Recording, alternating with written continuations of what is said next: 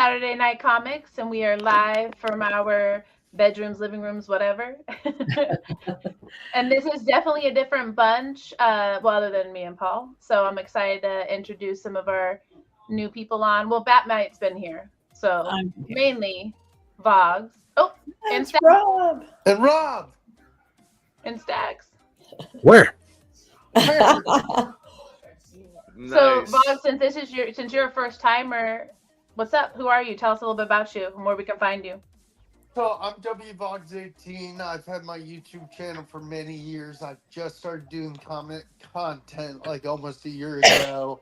My PCs are Batman, Batgirl, specifically Barbara Gordon, Rogue, Deadpool, Optimus Prime, and Mary Jane Watson. I also collect other stuff besides those.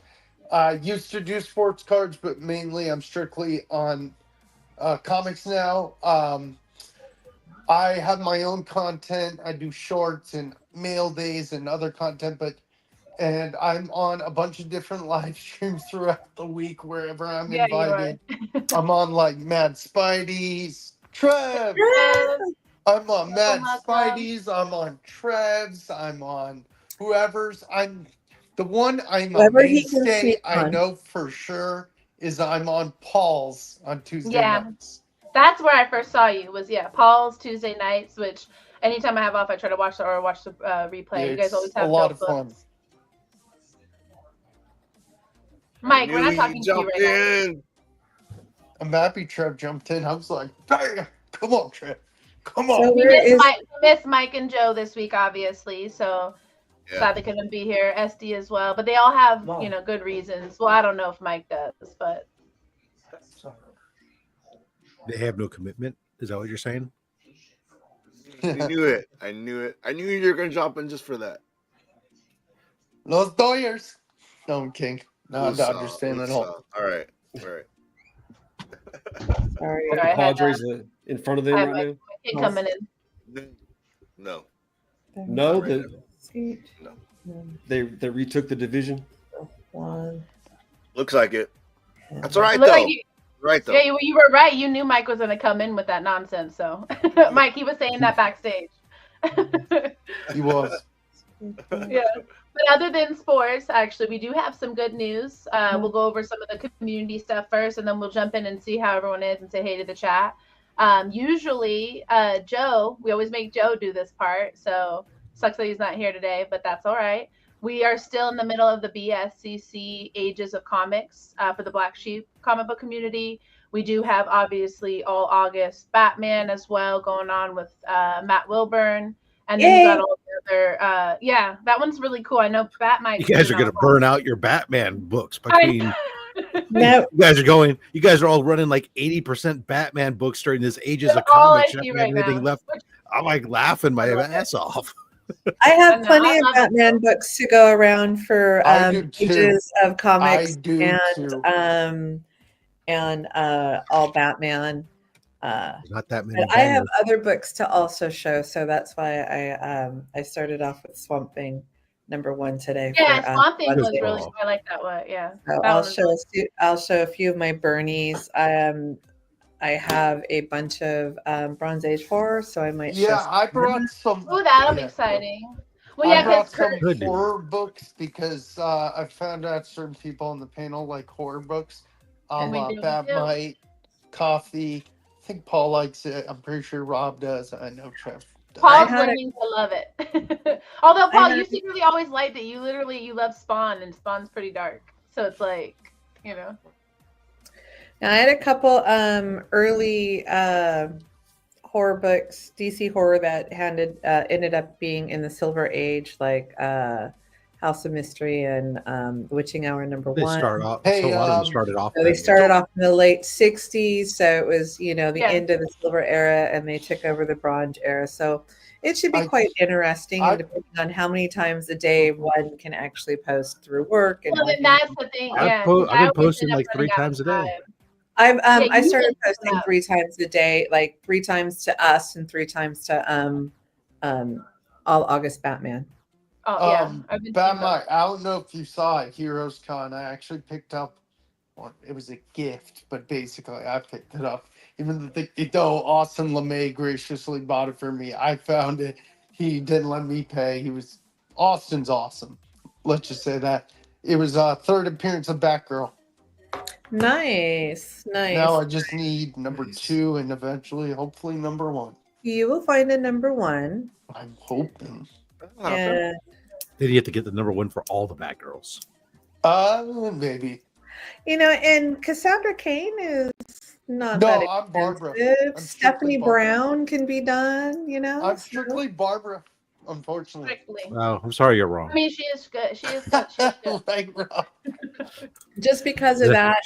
She's not even the first. I know she's not. Yeah, there was Batwoman.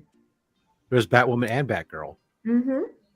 Well, speaking of Batwoman, actually, this next topic has nothing to do with, but back to the news part. We do have the BSCC, like I said, Ages of Comics going on right now, which all of us know about, which is really cool hearing everyone talk about all the books they're getting excited to post, because that's the point of these challenges. But we are in the middle of Bronze right now, and then we do have Modern for the final of August. And we do have something coming up for September, which was inspired by Stacks, because I try to just kind of like, piece to what the people want. So we're going to have a little bit of a adventure in September, if you catch my drift, but won't yet. So it'll be really fun. But really, we also want to join other people. So if anyone else has any cover challenges that are going around, definitely shout them out. But the BSC Ages is definitely our biggest one that we're working on right now. My favorite one I've been doing for months, and I just started doing them again. I'm almost out, but Brave World Universe or Brave Comic Universe. I forgot who it is. I'm sorry. It's a bunch of guys. If you look on my WVogs18 page, Trigger Happy Thursday is a fun one. Oh, I love that. I'll have to get in on that. I have plenty for that. That's cool. Okay, I'll send you about it. They have a page. Coffee, I'll send you an Instagram about it. Yeah, send me. Yeah, I need to get more posting again. I mean, we were like Batman said and Zach said, they're posting 3 times a day. I'm not doing that right now, but we used to. So we're trying to get back to that. So we want to do more challenges. Of course, we also want to get more people in on ours so we can see everybody's stuff. I think the Ages one has been my favorite, but it's been a quiet one. But we've all been super busy too. So now that the kids are back in school, hopefully people will have more time for their books. Right. Anybody else have any good cover challenges they're entertaining right now? Trev? Paul? No, I'm doing Terry Vaughn's Females in Comics. Oh, I did do one. I did one so far.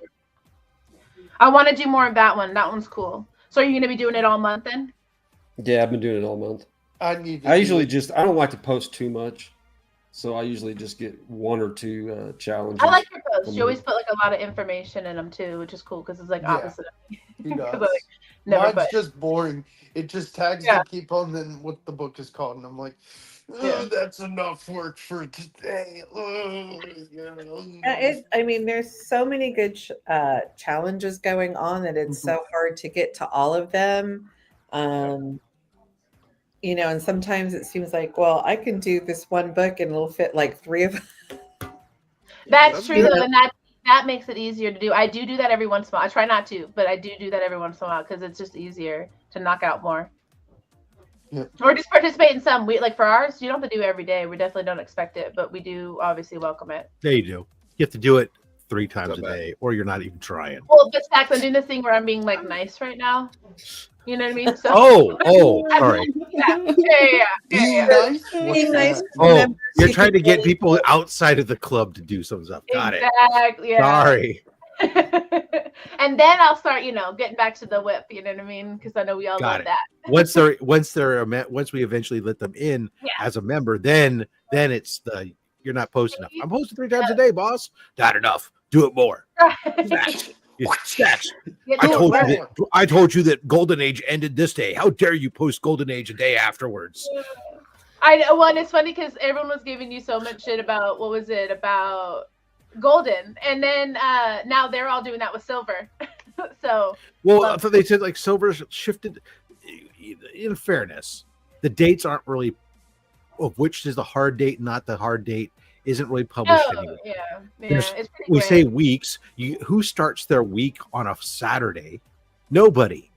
Maybe on a Sunday you start the week, but nobody on the planet starts their week on a Saturday. Sometimes you just gotta do things differently, you know. Sometimes you just gotta like, you know, switch it up.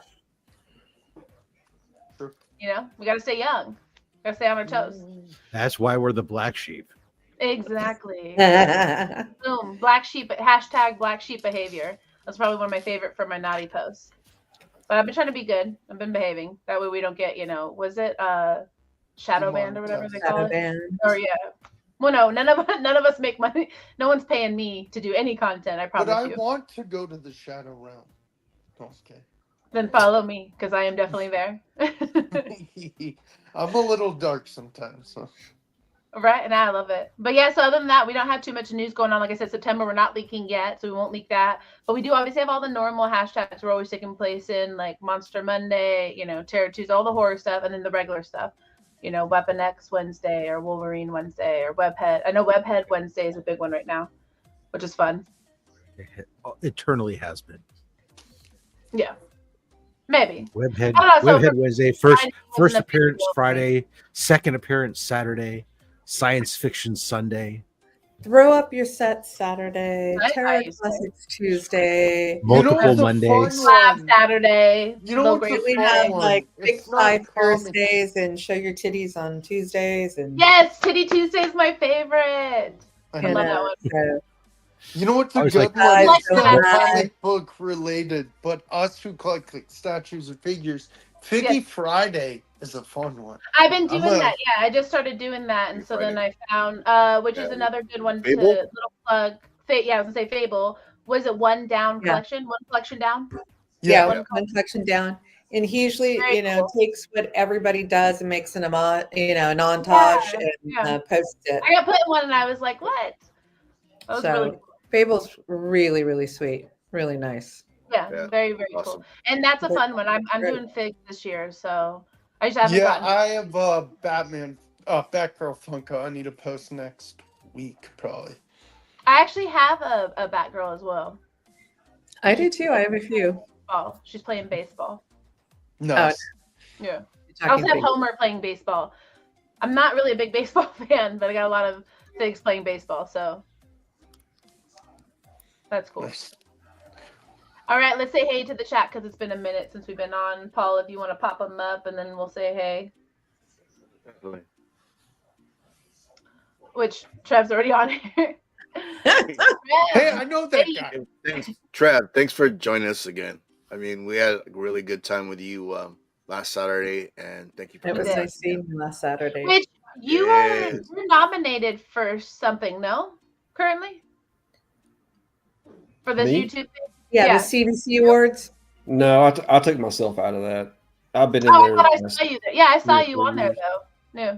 Really? I think I voted for you. Yeah, I saw you on there. I swear. Maybe on the nominations, yeah. I don't think I made the finals because, yeah. Oh, maybe I haven't checked up on that one then. But you were in there originally, so very cool to see you on there. But so you don't like to be in that then? Well, I was in the past 3 years, and because of my shorts, I have a really high sub count channel. So I'm in there with people that I'm not going to beat ever. So I'm just like, take me out. Let somebody else get in there that might have a chance. I think your channel's cool. Yeah. Very modest. There's a category for short form content, though. Well, now I'm like, I need to get into the shorts because I do TikTok. I mean, I used to do shorts on Coffee Monster. Maybe I need to get into that then. I didn't know shorts was the thing on YouTube. I thought it was just there because they're trying to be TikTok. But interesting. Coffee Monster. Don't know who she is. Ew. Batbite. And of course, she's already like, here. oh yeah, let's get Trev back on here. Right. And then Rob, thanks for joining us again, man. Yeah, they say hello, grades. So Rob, he's been going around with his vest. Right now, it's so light.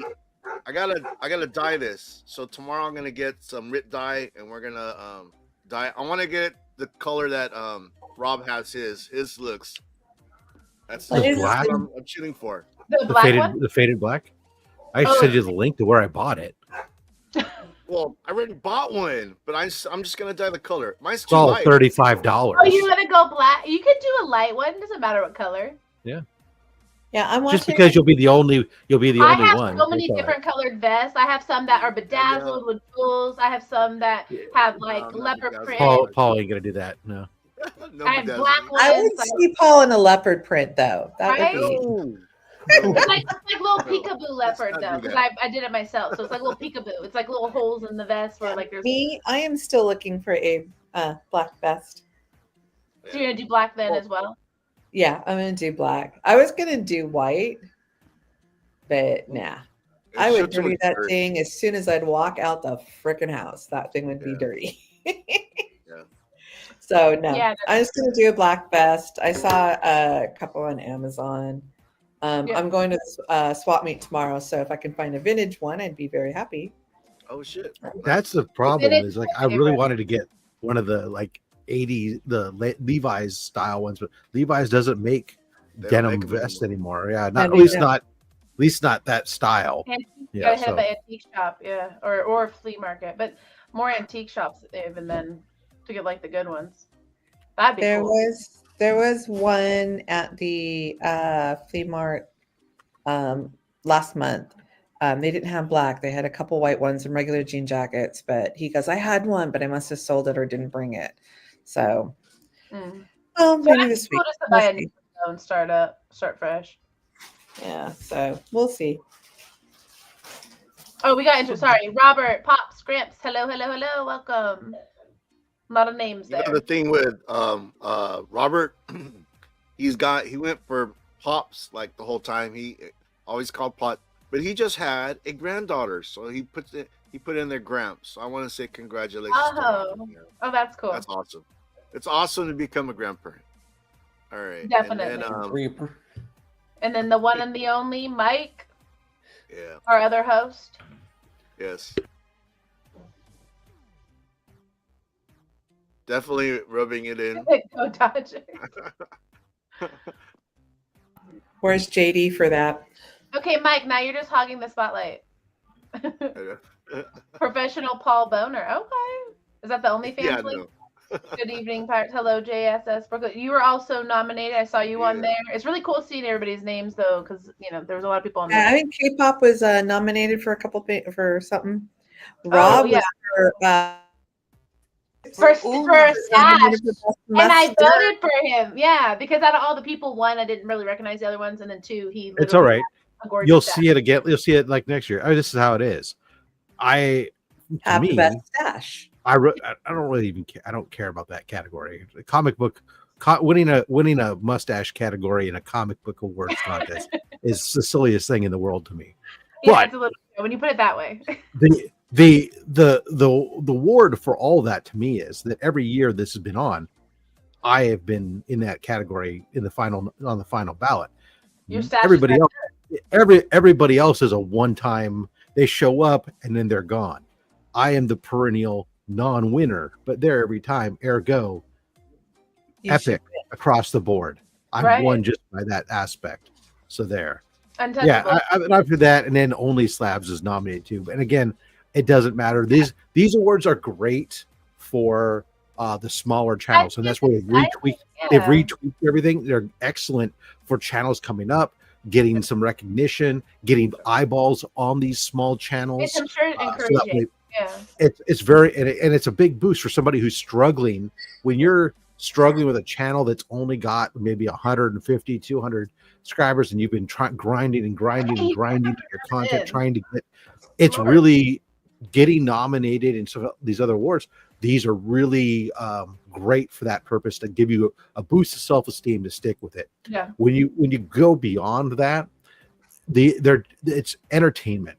And that's exactly what it is to me. It's let's focus on these other channels. And I don't, for me, it's watching my channel grow, and the fact that people would even mention my channel or my show. That's great. Thank you. Cool. That's all I need. Thank you very much. Let's focus on these other channels that are coming up and coming, and these up and coming content creators, because that's really where it's at for me.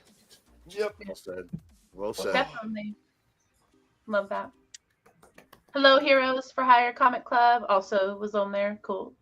Amen. And so that's our buddy Matt, and the cool thing is that I got to meet Matt at Heroes Con. Amazing dude, great content. And then yeah, as far as what Rob was saying about the awards, uh, Matt is another channel that he's been blowing up. You know, he's working really hard on his channel, trying to get noticed.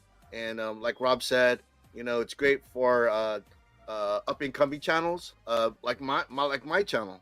You know, yeah, it's good stuff. You've been getting around though, because you were on that panel at the convention, you know, and then you've been on all the new shows and stuff. So you've been getting out there a lot. Your show's getting, you know, a lot of traction, which is really cool. It's just been fun, you know. And yeah. That's the main reason why I'm doing it, because I'm just having a good time. Well, and that's the thing too, is you haven't changed throughout all those trying not to grades, I guess. Yeah, you're still the same Paul that I met a couple years ago at WonderCon. Yeah. Thank you, During. So it's super cool to see that. She's still the motherfucking week right here. Big ass toilet paper. Yeah, who got that? Oh yes. I'm telling you the plan. Always need that. I'm gonna be going.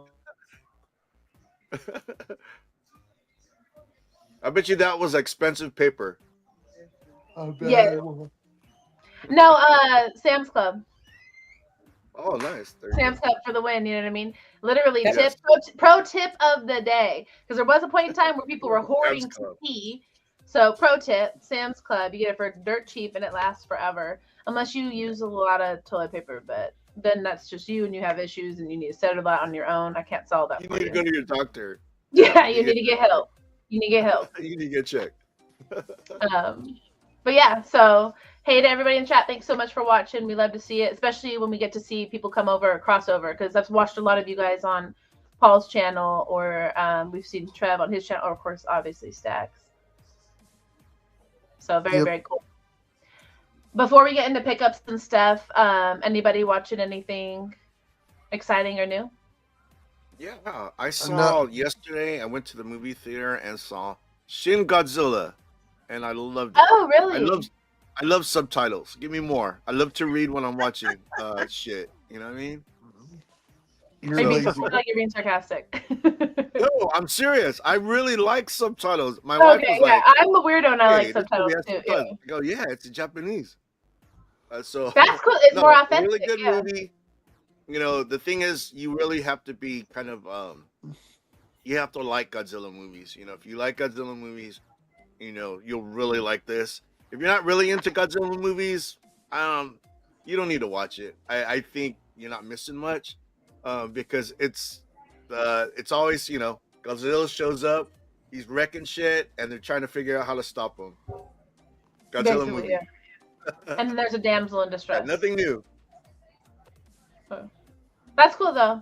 I saw it came out. I've heard some good stuff, but I've heard also some bad. And not everyone likes subtitles, so. Yep. What about you, Matt? What have you been watching? Nothing. I just been working.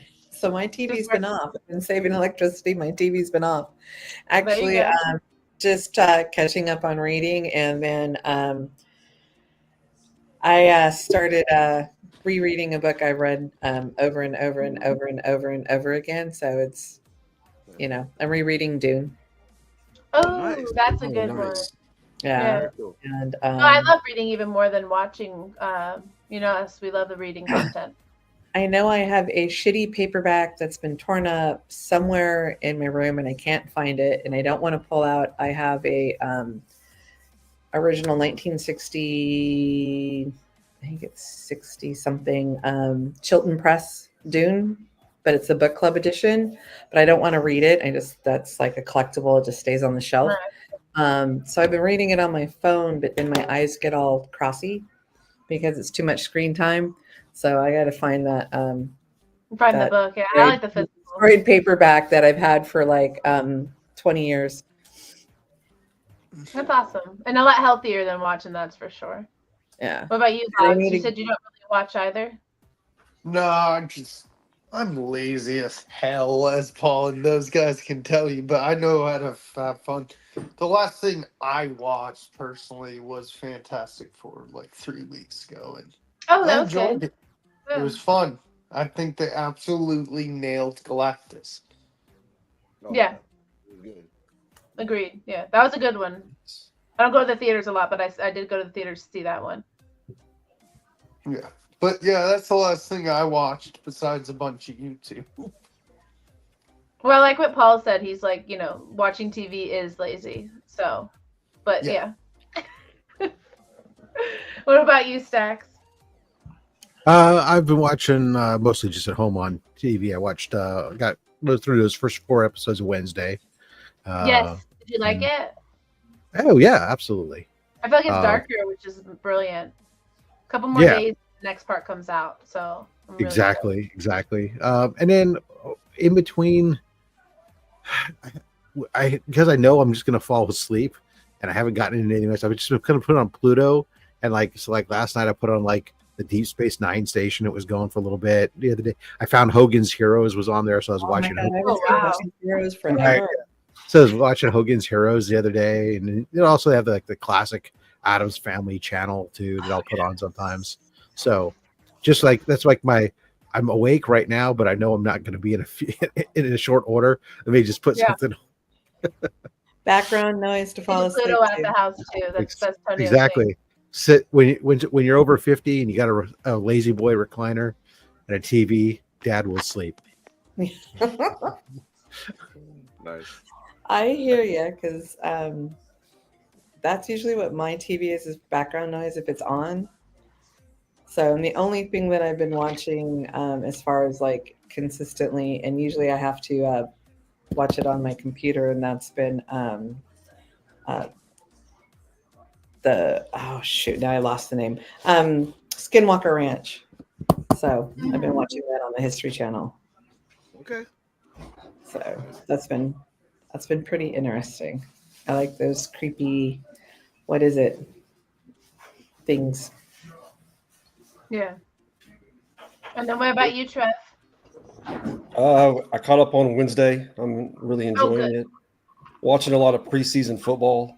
I went back and watched 2 really good movies. I watched The Departed again. Oh, that's movie. That's like my all-time favorite movie. And then I watched Sicario again. That's a classic too. Dude, I love The Departed. Yeah, did you know that before everybody dies, there's an X somewhere on the screen before they die? No, I didn't know that. And the cover of the movie is an X with everybody's face in the sides. Right. Oh wow! Little Easter egg they put in the movie. Nice. So you know. I love that. I like the Easter egg thing. So they're cool though. And like JSS Brooklyn said, Alien Earth is amazing. I haven't seen that yet. I haven't watched it yet. Haven't seen it yet. Yeah. But Hulu, right? No, and then Hangover show on 9:30 Sunday morning. Oh, I did see that on there. I'll have to tune in on that and see if that's any good. Sunday morning Hangover show. But yeah, so same. I've been watching it Wednesday, just like Stacks and Trev, and love it. I binged it like super quick.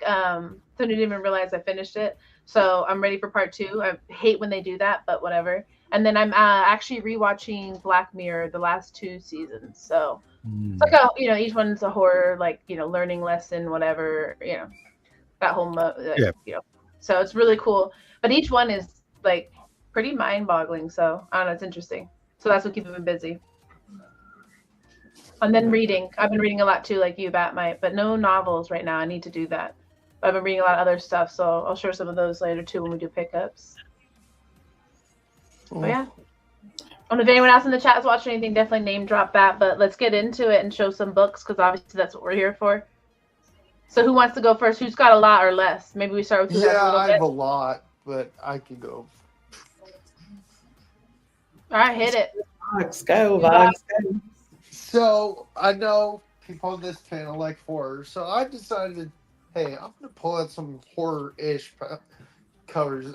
These first 2, thank you, Batmite, were given to me by Batmite and a bunch of other Batman. It's Batman Dark Knight, Dark City, Part 2 of 3. Dope. Oh wow, that looks awesome. It's a good cover. Yeah. I love that. And then this is 3 of 3,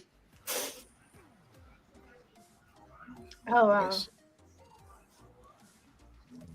And then my favorite Zerdy cover.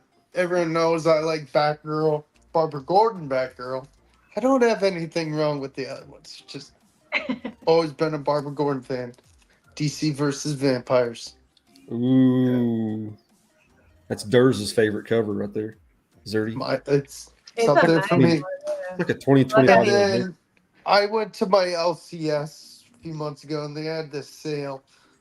And I went through the boxes. I'm like, oh, this one looks really fun. And I was like, yeah, I definitely have to get this Action Comics Weekly, number 631. The Phantom Stranger combats his greatest foes. Oh, there you go. Nice. That's cool. That's awesome. And then, last but not least, we have this comic record store I go to every so often. And I saw this horror, and I like some horror. It's not my main focus, but I like it. This is Adele 12 Center from October. It is Ghost Stories. Oh, that's awesome.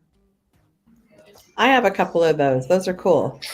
Yeah, I Yeah. saw that. I was like, that is so cool. Yeah, I gotta get that. yeah, they're nice. Yeah. But that's what I got. And I'll have more next time I come on for sure. Definitely, yeah. And you're always welcome to join. Love that. Did I I, have impress these. you, Paul? No. You did. Pointing Very fingers. That's one of the better showings there, Vox. I'm impressed. Oh, was dude, you're very always showing bangers now. You know why I love it, Vox. And you know the thing is that as far as a collector, you have grown in the hobby. I love it, dude. Yeah. Slowly. But Yeah, it's good. That's what it's all about. It's about having a passion for it, whether you do it long term, short term, or you're new Yeah. or old to it. Yeah. Love So that. I guess I'll go next. Yeah, yeah. Okay. You know Yeah, me, the I'm thing always is, happy to go last. So yeah, no, you usually have like the nice stack. I don't have a lot. Okay, so I did get a late birthday present today. I got off work and Sabrina knows, man, I was just exhausted. Today was crazy, but it was cool to come home and have something waiting for me. So, you know, we have my wife and I, we have these friends that we've known forever, and usually they get us like beer mugs. So it's like, imagine getting a beer mug for like 15 years, like a beer mug, and then you run out, you don't have room for like beer mugs. I have so many beer mugs. So this year they didn't give me a beer mug, which is great. They got me a shirt. So it's a shirt with a shirt. Oh, that's awesome. That's awesome. I was like, That's dope. That's so dope. So I was like, Yeah. yeah. So, so as soon as I saw it, I was like, man, when we do this live stream tonight, I'm gonna throw it on. So, yeah. So thank you to Dick and Cynthia Faust. You guys are amazing. Love you. Mwah. All right. I like the colors on it too. Yeah. It's So the flag, the country of Paul. no, it's funny. I was like, is that the rainbow flag? I wasn't sure. I look at it and I go, no, it looks like a Jamaican flag. I don't know. no, Jamaican is Wade. My weekly pull list. I definitely have cut down on the amount of books that I'm buying weekly. WonderCon. You know, the thing is that I went to Heroes Con and San Diego Comic Con. I am like tapped out, right? So the thing is, I'm starting to save up for WonderCon for next year. So yeah, so I definitely cut down on my weekly pull list. But you know, even though I'm picking up less books, I'm not giving up quality. You know, the books that I consistently read and love to read, I'm picking those up. I'm just not picking up extra books, you know. And there's a lot of books that I picked up in the past, and I looked in my long box. I go, why did I get that? You know what I mean? But these books, I love these books. Like this one, Jason Aaron, he he's writing this one, and this one just wrapped up the first story arc. This is Bug Wars number 6. It is such a good book. So it's a bug story, but it's not a kid's bug story. It's very violent. There's I made a video of this. They got there's bug nudity, which is dope. In this, but it's like there's a Baby, let me see. It takes all kinds. That's a whole new thing I was unaware of. Exaggerating though, it was pretty wild. I love that story. Bug nudity, that's a thing. Yeah. So it's like it's really violent, you know. I don't want to give away the story, but if you're not reading this, you should at least check it out. The premise is dope. It's a dope premise. Yeah, it's like the bugs in the backyard, like adventure, whatever thing gone way wild. Like it got a little dark. Bugs gone wild. Right. So check out the thorax on that one. 1999. So last week there wasn't any Spawn books. There's usually a Spawn book that drops every week. So last week I think I only picked up like 2 comics. But this week the cool thing is that they had 2 offerings of Todd McFarlane goodness. So they had King Spawn. This is number 48. Besides King Spawn, the Scorched and Gunslinger Spawn they're both all 3 titles are getting close to issue 50, and Todd McFarlane promises something awesome for the when these hit 50. So we'll see what happens.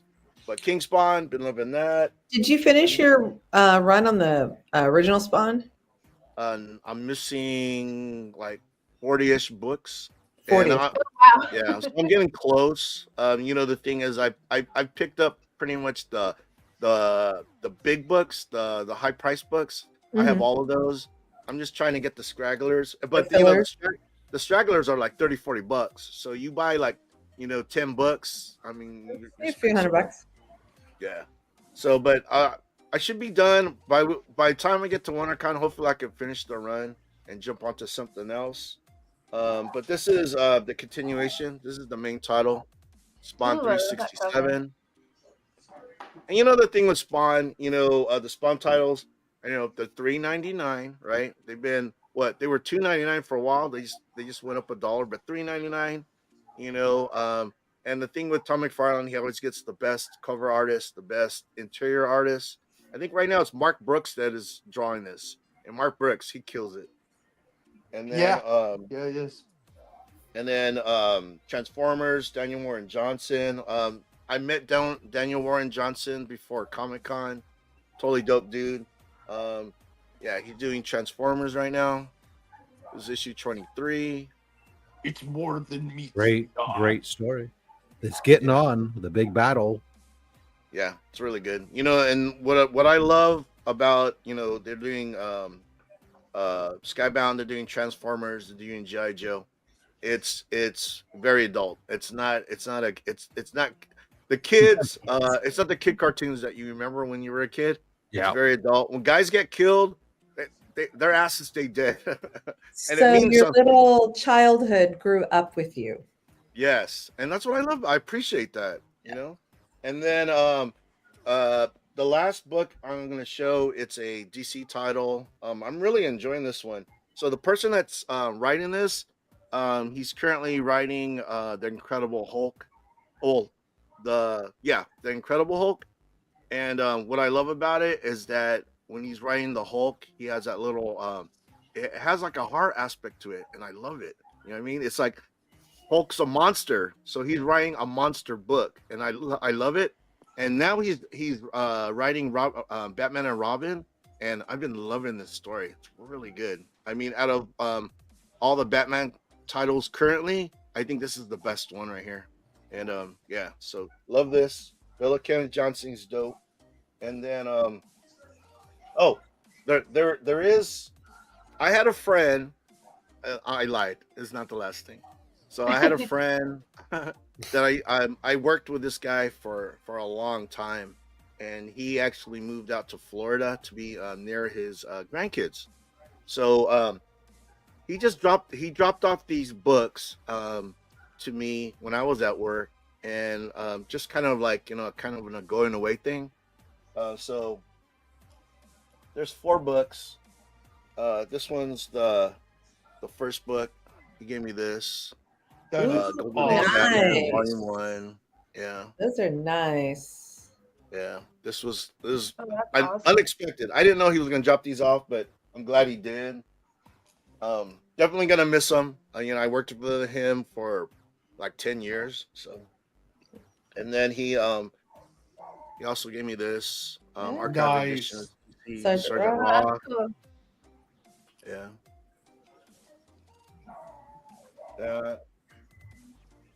And I think Rob would dig this. He probably owns you. Rob, you probably have this already. The Photo Journal Guide to Comics. No. And it's like, this shit is heavy. And it pretty much has like classic, if you see like the classic covers that they have on them. Yeah. Yeah.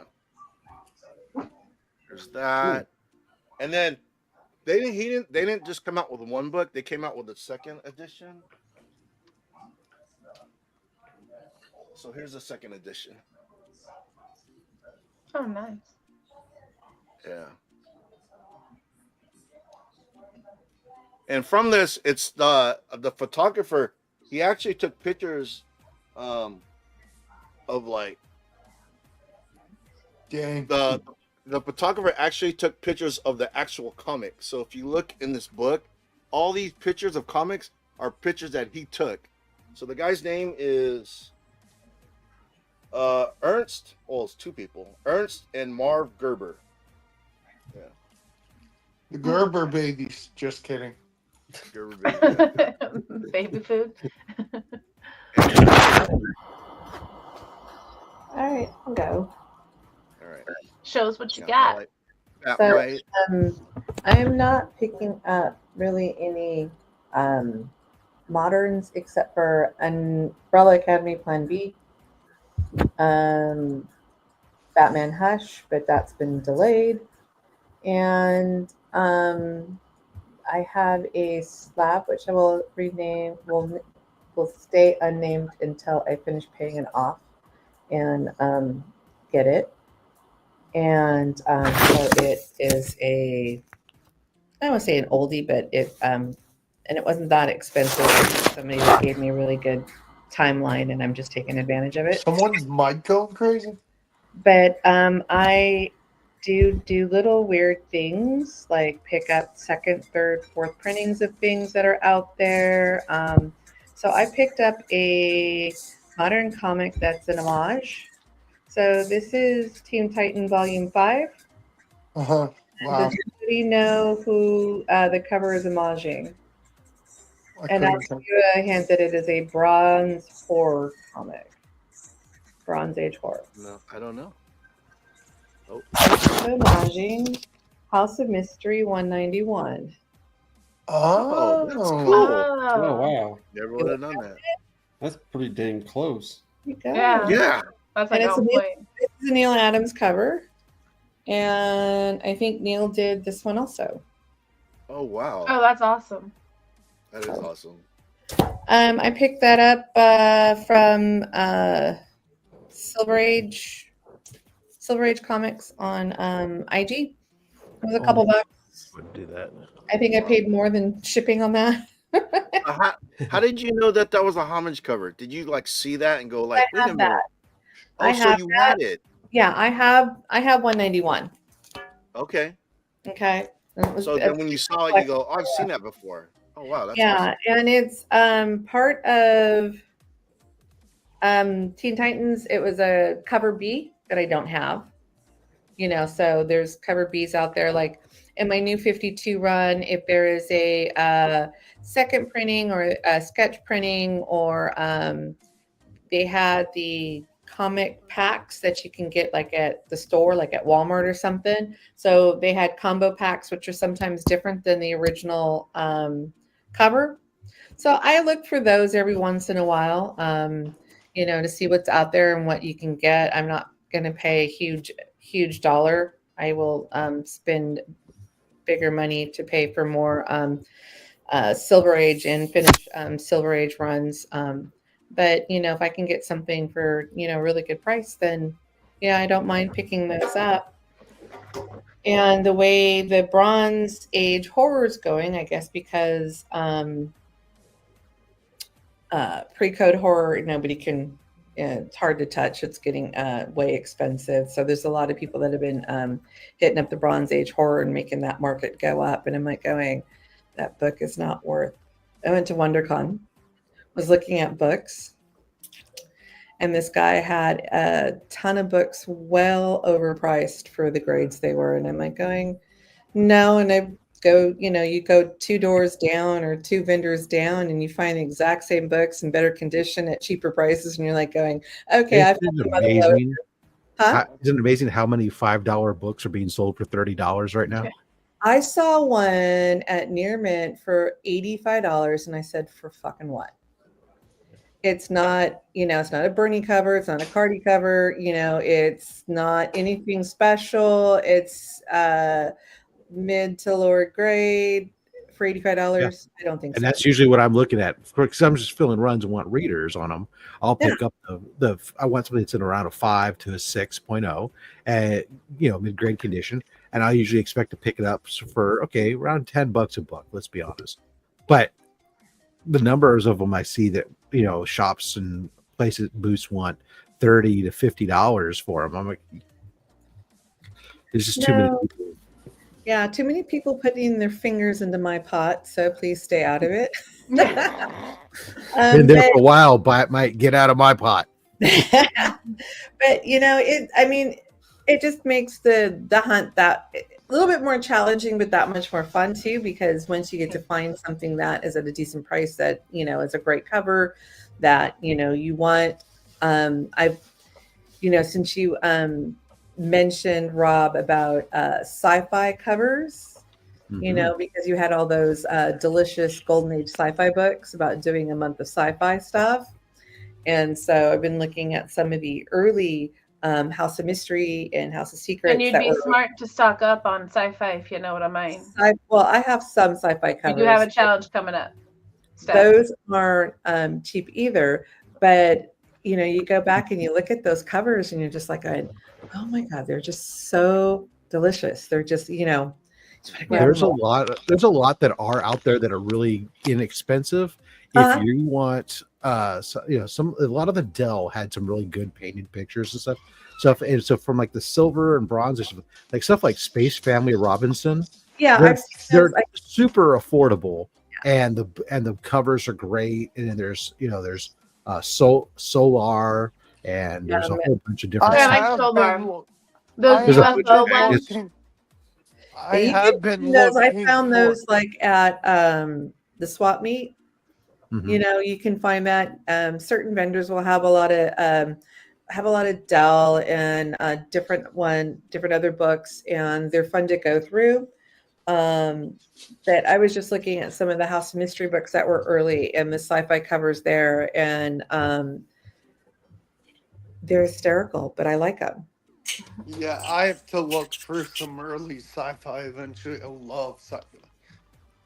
But it's just, I don't know, it's just funny how, part of that I kind of grew up in the 60s. And you look at what sci-fi is today, and it's totally different than the kind of campy fishbowl bubble hats and Swiss Family. It gets a lot more focused on futuristic, nowadays. Yeah, but you have whole runs like Unknown, and I have some Unknown, Mystery in Space, and Strange Adventures, and you have Adam Strange Adventures. Rob, is that one with the guy holding the girl that we saw on Only a Slap Say that you and JSS have? That's a pricey one, is it? I don't know which one you're talking about. Mystery in Space? I don't know. Rob shared a small grail of mine, and that was the first Adam Strange in I think it was Showcase. Yeah, that's That's an expensive book. That's a very expensive book. So it's like one of those things that go out there, and depending on if you find one in, an antique shop for $5, some people do get lucky like that. Yeah, that book is a book that I was joking not long ago. I said, man, you never see that book in high grade. It's always everybody who has a copy has like a 2.5, a 4, a 3, or whatever. And then one day I actually looked on the census, and I said the reason why you never see it in a high grade because there aren't any. It literally is. It's like the highest grade is like a 7.0 or something, and then like the vast majority of them are 5 or below. It's like, okay, well, there you go then. Well, I am doing really well with the one that I got. Yeah. But yeah, I've seen it. I have seen that book in person. I know Spirit Heroes in the Valley had it. It wasn't a book I was hunting for at the time. Get 2 issues before that. Get the first appearance of Space Ranger. Yeah, that's far less expensive. Yeah, but I just think those covers, they're very nostalgic and they're great. I agree. Come to the Bubble Helmet world that Bubs and I live in. I know Bubs and his Golden Age ones, Yeah. But yeah. And I was surprised for our challenge that I did have 5 books. Nice. It took me a while to dig for those, and I did pick up 2 of them at the swap meet the week before the challenge. So I thought I only had 5, and then to find them. Yeah. I thought I only had 5, and then I started pulling them out, and I was like, oh, wait a second. Yeah, you had plenty. You had a ton, and they were gorgeous. Yeah, I just thought they're all really cool. In my mind, I had gotten rid of a bunch because I did. I had just gotten rid of a bunch of the books that were like the one-off Green Hornet and the one-off Shadow and the one-off, a series of one-off books that weren't my main thing. And in my mind, I had gotten rid of a lot more Golden Age books than I did. Then I started realizing, oh no, I've actually got like quite a few still. So especially there's a focus. Rob, I forgot. Go ahead, Ben. Oh, and I'm like the one that's always leery because, I'll troll the Bat or Tech Golden Age books, and there's so much different to look out for as far as like you got to know the page count of the book, what's actually with the book, and different things than a normal, let's say, comic, Silver Age and on up. So I'm always leery of getting one and then you find out, well, you're missing 5 pages and not knowing and nobody's saying, and your book's incomplete and you spent a little fortune and you're like going, okay. Yeah. The one I was thinking of, Rob, is Forbidden Planet. That's the one. Oh, okay. Yeah, that was that. Okay, that's a pricey book, isn't it? No. That's because that's a modern book. Yeah. It's just reprint. It's a movie adaptation of the movie. Okay. I thought Forbidden it was a Planet. pricey book. So if you want to get it in a 9.8, depending upon what your scale of pricey is, it is going to cost you about like $200 or just under $200 for a 9.8. Yeah, on a range of like coffee to stacks, like coffee being like low grade stacks. The problem is with when you talk about whether or not something is pricey or not, it's all in perspective. It's all relative. And unfortunately, the longer you're collecting and the higher you creep up, all of a sudden, what once was pricey, you go like, oh yeah, that's not too bad. Yeah. But yeah, it's like probably going to cost you a couple $100 in a 9.8. In a 9.6, you can get it for about $100 or less. And in raw, like I picked up the whole run of them raw in probably VF plus condition for like $45-$50. Is one of yours graded or no?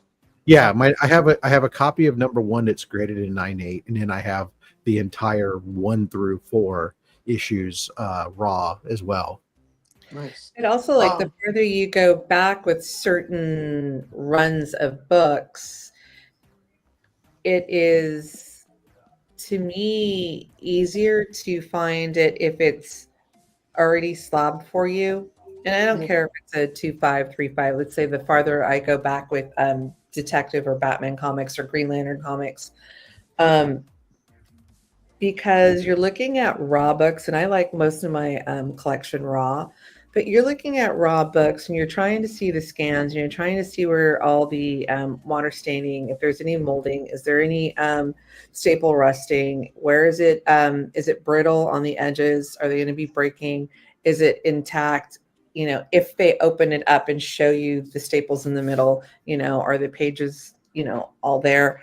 At least you know what you're getting, because I've seen people graded raws in early Silver Age, late Gold Age, all over the map and priced all over the place compared to a consistency of something that has already been graded. Sabrina, I wanted to show this real quick. I forgot to show this. My sister for Christmas gave me this TV tray for Christmas. She's like, I know you like comics now, so I wanted to give this to you. My sister gave me this. Look at that. It's all old school comics and stuff. It's that's awesome. Tray. That's cool. Yeah. I love that. Joe, one of our other hosts on the show, made me a bunch of pins with old comic books in them. Yeah. I like that. Yeah. It's like a vintage look. Yeah, no, it's cool. I was like, where'd you get this? She's like, oh, I found it on Etsy. I'm like, this is amazing. She's like, you better use it. She texts me a week later. She's like, have you used it yet? I'm like, all the time. Oh, hell yeah. Yeah. I'd be eating on it all the time. You roll your joints on it? You like your marijuana? Yeah, I was going to say, I roll a little. If it was legal here, yes. If it was legal here, yes. No. For me, it's legal if nobody knows, but ain't his. Trev, Rob, you guys want to Rochambeau for who goes next? Rochambeau. Trev can go. I'm a gentleman. I'll go last. I'm a gentleman. Okay. I got quite a few. First off, books this week. Grab this Dan Morgan. I love how the turtles look like they're jumping out of the symbol that's torn in the page. Yeah, that's cool. Yeah, someone ripped your book, Trev. Jerk. Okay. Oh, shit. Oh, I got that too. The facsimile or the reprint, whatever. Yeah, reprint. Yeah. I don't have the real thing, and I eventually. I want the real thing. It's hard to find. Thicker volume. I have a raw real one. That's cool. Ooh. Got some Supergirl. I'm loving all these Supergirl. During the moderns, I need to post my real thing. Our germ. There you go. They're throwing cats everywhere. Kitty cats everywhere. Then the J. Scott Campbell craze that's going on. Grabbing all them. My LCS has the figures in stock, and they said, "Come today." This Daredevil looks sus. Mike, is that a party over that birthday party? Look at that ass. Oh, sorry. Hey, it's not America's ass. It's Daredevil's ass. Right.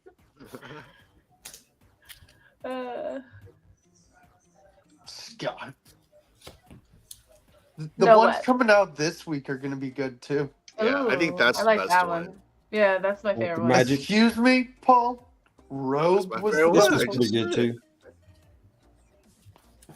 So that's all the books this week. The Rogue was the best one. That's pretty cool. Kingdom of Nerds. Bruce was doing a little drive for his buddy that got diagnosed with cancer. So he had a bunch of books for sale. I grabbed just Jenny Frison Mexican foil version. Yeah, I'd love to have the original of that one. The original, it's a little pricey. That's like $300, just raw. Oh wow! Got the first appearance of Psylocke.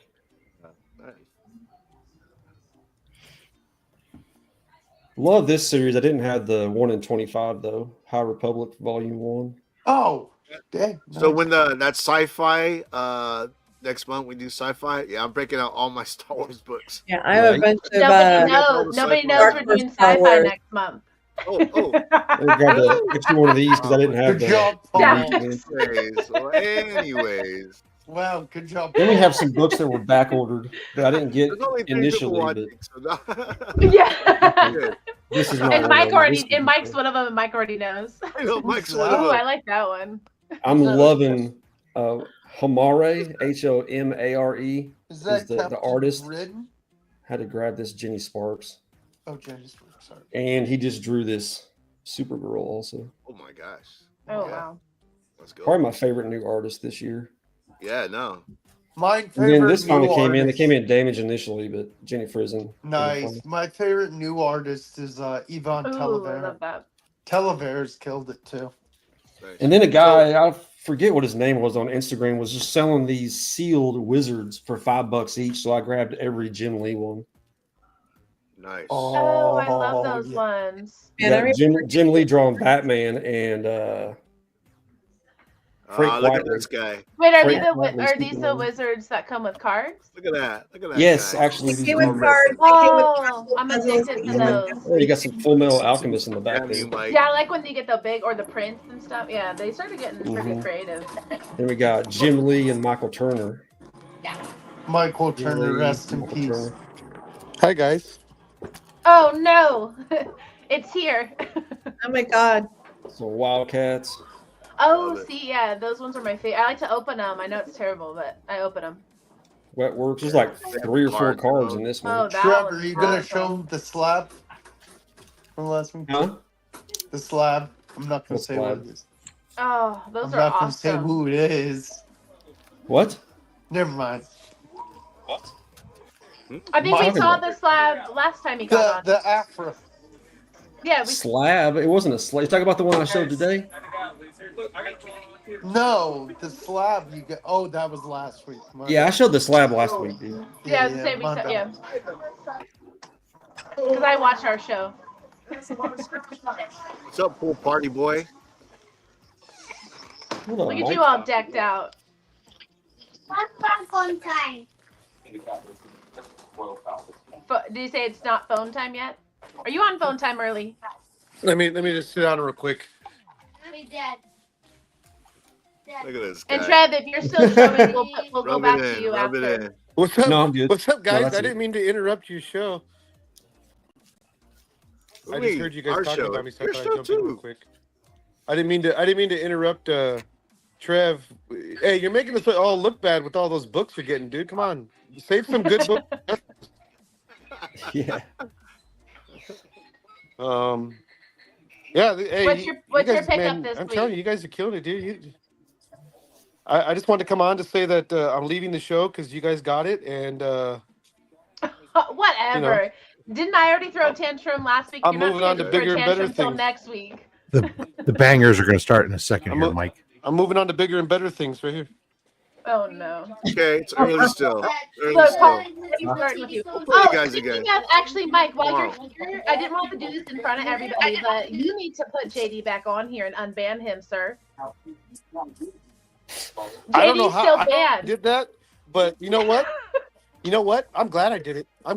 He's He's He's like, still I do it banned. again. I know, right?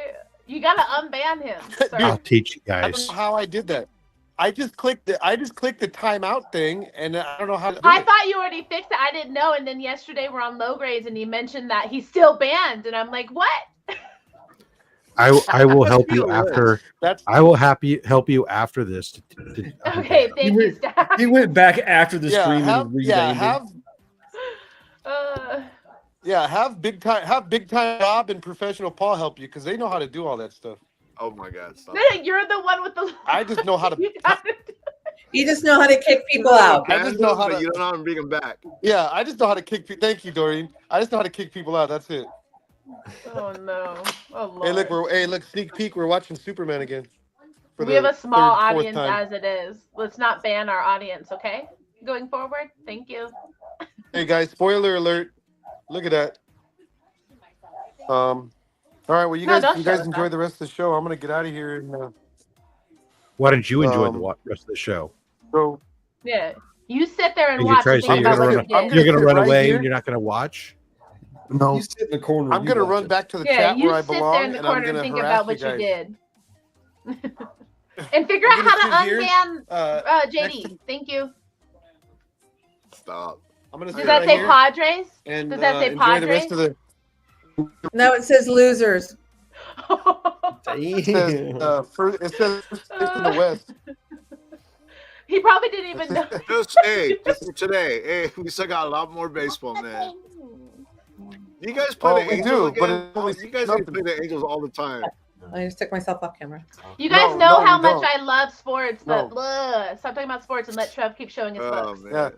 Hey, everybody, welcome to Sports Talk. That was the end of my books. Are you sure? Yep. All right, then I'll go and I'll show Mike some real books. Bangers, dude. I love that. I recently got that one, and I'm so glad I got that. All right, take it away, Rob. I'm out of here. You guys have fun. Peace, Mike. Fuck you then. Rob's gonna go. I'm out of here. I picked up the Loot Crate copy of the Action Comics one there. I found a couple copies for next to nothing at the con, so I grabbed those up. Nice. Grabbed myself some Captain Americas for my run, so 249, 248. Wow. It's just 231. Damn, he's fighting everybody. 228. Nice. Was this, I don't know, 218. So I kept like 8 of these, and I picked up some other books, and the guy gave me like 75%, or he gave me 25% off. Just good. Oh, very good. Fill in a run, or those just to go in your famous box? No, these are filling my run. I decided I was going to collect up to 250. So I'm just filling out the run. Nice. Then I picked up another reprint book. The Incredible Hulk and Wolverine, the first reprint of Hulk 181. I've not seen that reprint. You've not seen that? Oh, this is an older one. This is from like I think it was like 90, might be early 90s, but it's got it's a wraparound cover. Oh, wow. Wendigo. That's awesome. So it was $2 book, so 1986. Very cool. Very cool. Yeah, so pick that up. Picked up some Dave Stevens. Oh shit. Ooh. Yeah. Little Titty Tuesday. Mm-hmm. Then I picked up some Gotham City Sirens, #1. How much is that going for? I have one or two of those. Yeah, I didn't even realize that were. I have that, and I have the second print. Are they still really high in price, or were they come down in price? Okay. This copy, he had it tagged at $75. Okay. It's a near mint plus copy. He also claims, and I don't have any reason to not believe him because I've dealt with this dealer extensively for a long period of time, and he runs a lot of small cons around here. He claims that he was helping Paul Dini to liquidate some of his collection, and that these are from the personal. He has a stack of like 10 of these that are from Paul Dini's personal collection. There's no provenance or anything go along with it. Yeah, Long Beach. But so, anyways, Nice. yeah, I picked it up. I'm happy with that. And then my bigger book that I picked up this Weird Science. Ooh, Weird Science. Wally Wood cover. With the bubble heads. I love the little bubble heads. Yeah. So that was my big boy book. And then while I was walking around, saw an artist, Kevin Tran. He had this.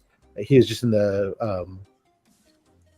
artist alley, or just the the little crafty artists, whatnot.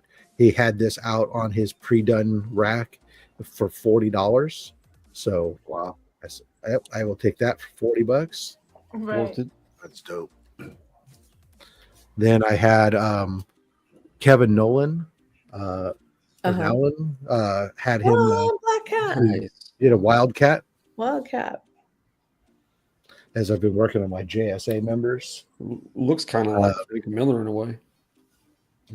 And Dave Johnson did a Dr. Midnight. Midnight. So cool. The Reverend Dave Johnson. Reverend. That one's cool. Then Brent Schoonover. He did Alan Scott. Alan the Scott, Green Lantern. Beautiful. Then Art of Breed, Bobby Breed, knocked out Love him. an hour man for me. You did that. He's so That's brilliant, dope. dude. Wow, Rob, that's awesome. That is so cool. Oh man, I need to get commissions eventually. Then I was talking to several different artists about stuff for C3, and I brought a book with me. This was a book that Trish Forstner had donated last year and didn't sell because she had donated like 5 sketch covers. We had one left over, but I took it with me because Tony Fleeks was there and had him do the backside of the book the sketch cover. So now when we put this up for auction in October, it'll have a Tony Fleeks sketch on the back and a Trish Forstner on the front.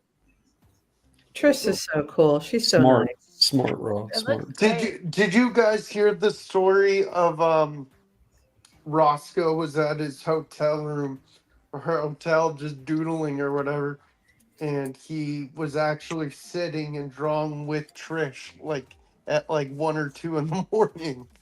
Oh wow. And hanging That's out with awesome. her. Yeah. That's a cool story. She's very, Nice. very personable, very nice. She would come on. We would do a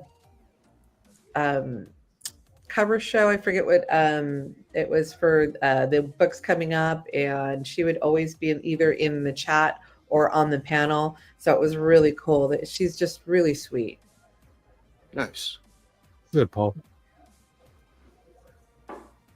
I think it's just me now, yeah? Everyone showed everything they have? Yep. Yeah, that's all I'm going to show. I'm going to just do my pickups, and then I'm going to show you guys some mags, because like I was telling everybody backstage, I'm collecting mags this year. Nice. So my pool, I keep it small, because I like to just find books. And I like older books, too, and stuff like that. Dollar bins, stuff like that. But these ones are in my pool, so I'm still doing Poison Ivy. Nice. I just love the way she's doing her, and obviously I'm back in my red hair era, so Poison Ivy it is. Sisterhood, this one's a read. I read the first one for our Read Herds and did do a review on it because it was one of my top reads from last month, but horror, obviously. So, and Sisterhood because it's actually about a sorority, so it's actually pretty good. If you guys like horror, check that out. It's only on issue 2, so I'm sure it'll be easy to find. A little bit of Vampirella.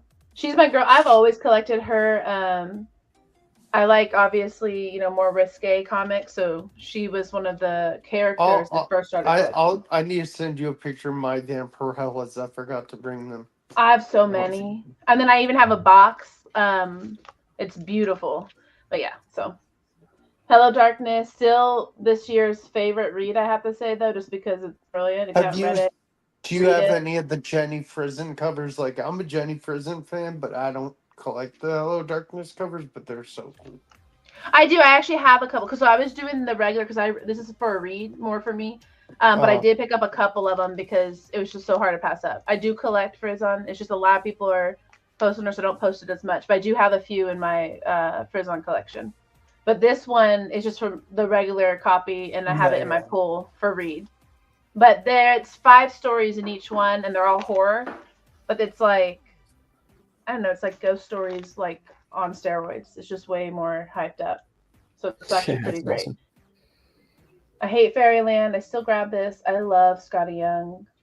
My friend at Heroes got great cover. I hate Fairyland, but the cover says F Fairyland. Yeah, I have a few of those. Yeah, I have quite a few of those. So they have like a few different ones. So it's like, I hate Fairyland, fuck Fairyland, I love Fairyland, and then like a couple others. But I have all of them. And I collect all the stuff he writes, though. I mean, yeah, anything he writes, I collect. Spiel is Panopolis. Yeah. Well, so I've been doing this since the beginning for when it came out. I did a Herd Reads for an old club that we were in. But I do still review and read this one each week. It's one of my favorites. Also horror, obviously, but it's pin-up meets like, you know, end of the world. So it's just sexy as hell. I'm not going to say the title. Collect, it is a great story. Sabrina, Love it. Do you collect like gun honey or? Yeah, maybe money shot, gun honey. Do you collect what's it called, House of Slaughter and stuff? Yep. I'm guessing you Something's also killing collect the children. So yeah, that's it. Yeah, all of that. I have a lot of it too. I guess I don't share too much of like the stuff that's just already in my collection because I'm picking up stuff all the time. But this one is a new one. This is a horror read I'm gonna do because this just came out. It's the Hero Trade Project Chimera. So it's by Bad Idea. So hopefully they'll keep it going if people are buying it. So check it out. Yeah. I'm gonna review this in the reads that I do. But I also just really thought the cover was cool. And then I also Trev picked up the same because I had to. I don't care if it's a reprint. And then I did grab this one too. I just only ordered the blank sketch variant of it. I saw that they had one and I kind of want to see if they still have it. I might grab it because that would be really cool to have. But I did see that. I didn't grab it. And then I did pick up a couple more Batmite. I picked up some Batmites because love him. So I also have a few cards of him too in my collection, so that's pretty cool. And then some more Lobo. Oh wait, backwards. Nice. This one's more of an old school one, which I really like. I don't know. Looks like Donald Trump. Does it? Yeah. Love John Carpenter's work, so I did grab this one, and it is signed. I have to just figure out who. Obviously it's somebody in general, but I don't believe it's John Carpenter, so I don't know who signed it. So I'll figure that out. But Vault. So this is going to be a read. It being signed is cool, but it's not why I grabbed it. I actually just really want to read it. And then some more mags I grabbed. This one is really cool. It's like a mystery fort, like whodunit, which is super cool, but it's Walt Disney. So that's going to my Walt Disney collection. And then I posted it for silver. And this one is bronze. So Hot Rod cartoons. I know there's quite a bit of these out there, so I think I'm definitely going to start grabbing those. They're so cool. Yeah, I like the art. And then I did get a few graphic novels because I am grabbing a lot of those this year. There's a lot of things I started this year. But World of Warcraft. And I don't play it yet, but definitely it would be right up my alley. It's not something I need to put time on. Do you do any Warhammer? No, I wish. No. My son collects the little figures. Yeah, my kids like that kind of stuff.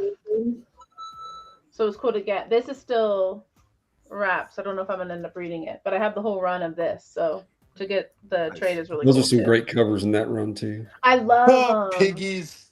Yeah, the covers are amazing. It's Piggies. And then some stuff for sci-fi to get more into it. So Fear Agent. This is like a more futuristic, definitely like sci-fi alien thing. Looks cool. Yeah. We got 2 of those, and then these, if I can get them out, which I'm going to try to just go through these quick because these are my mags basically. So this is what I'm starting at. I've not shown these, I don't think yet, but this is what I'm starting out with. And then by the end of the year, I want to fill this. I want to like triple it. I want to get a long box of them, which would be awesome. Yeah, I've been talked out of long boxes. See the inside. Heck yeah. You know what I need? I need the Batgirl copper tone cover where it's I think it's a dog pulling her cape or something. I need to get that. Those are magazine size, right? Yeah, these are all mags. I'm giving a bunch of those to Robert. Nice. I love them. Yeah, anytime you guys are letting them go. Sydney Hammer. 27 is like a music inspired comic. I have all of them somewhere in here. I guess I kind of mixed them up. Joker. Yeah, Jeff Lemire. I got all of those ones when they came out, obviously. Nice. So I mean, that was my favorite one. Hey, look, it's Jigsaw. Joker, Harley, and these ones were amazing. So if you haven't really read too much Harley Quinn or the Joker, these ones were great reads because I feel like it really had a You cool, know like, what? whole You origin would get story. along with our friend Christina Payne. She loves These are all Harley Black Quinn. Label, right? These So are they're all what? like they're Black Label, so they're more gory, more hardcore. Yeah. Yeah. Exactly. Yeah, a little bit darker, which for me, I like that. So if you like horror, like because for me, superheroes just wasn't really as intriguing to me. I like the villain side of it. I love this one. My favorites are probably the villains for sure. But Harleen, that was a great run. So definitely, if you've never read it, you need to read it. Obviously, it came out a while ago. Harley Quinn. I like this cover and just in general. I did not read that one yet. More Penthouse. Penthouse is amazing. Actually, it has incredible stories in it. This new one that they did. Silver I have a Surfer. bunch of old ones. Yeah, I wish I had the old ones. I don't, so I'm gonna try to look for those. Those are I can never find those. But the newer ones they did, I loved, and I felt like they were supposed to keep going, so I don't really know what happened there. And then some Scott Snyder. I don't know what that was. This one I read a long time ago, so I'll probably have to read this one again. But really cool. Look, oh, this was the Donald, like some sort of anniversary. Oh, my friend Donald and Kevin would Scrooge. love those. That's It's awesome. like a whole. I opened it. It was probably that, but I'm From Cali. no. Yo. Those were Hello, cool. Callie. Hey, Callie, thanks for watching. This one I'm waiting for number 2 to come out.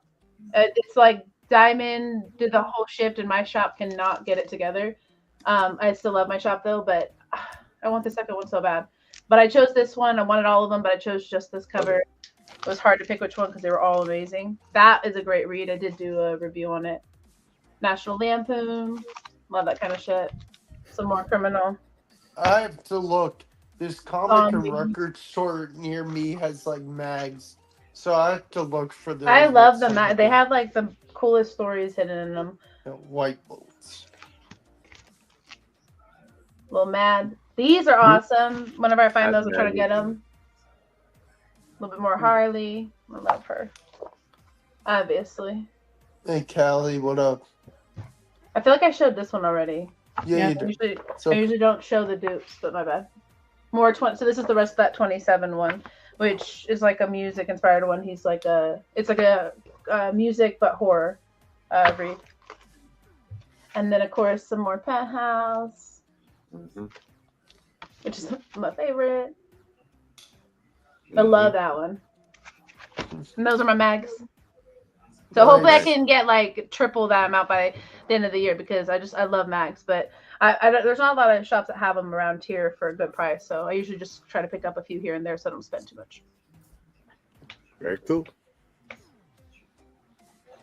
Cool. Nice. Look at this one. Cali Comics. Damn, that's a dumper bumper for sure. Right? Well, it's like which one though, because they all were pretty amazing. These were definitely Fat Ass Friday posts at one point in time. Right.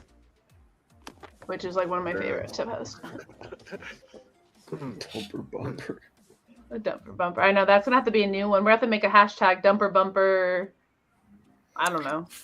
Day. Dumper bumper day. Or not.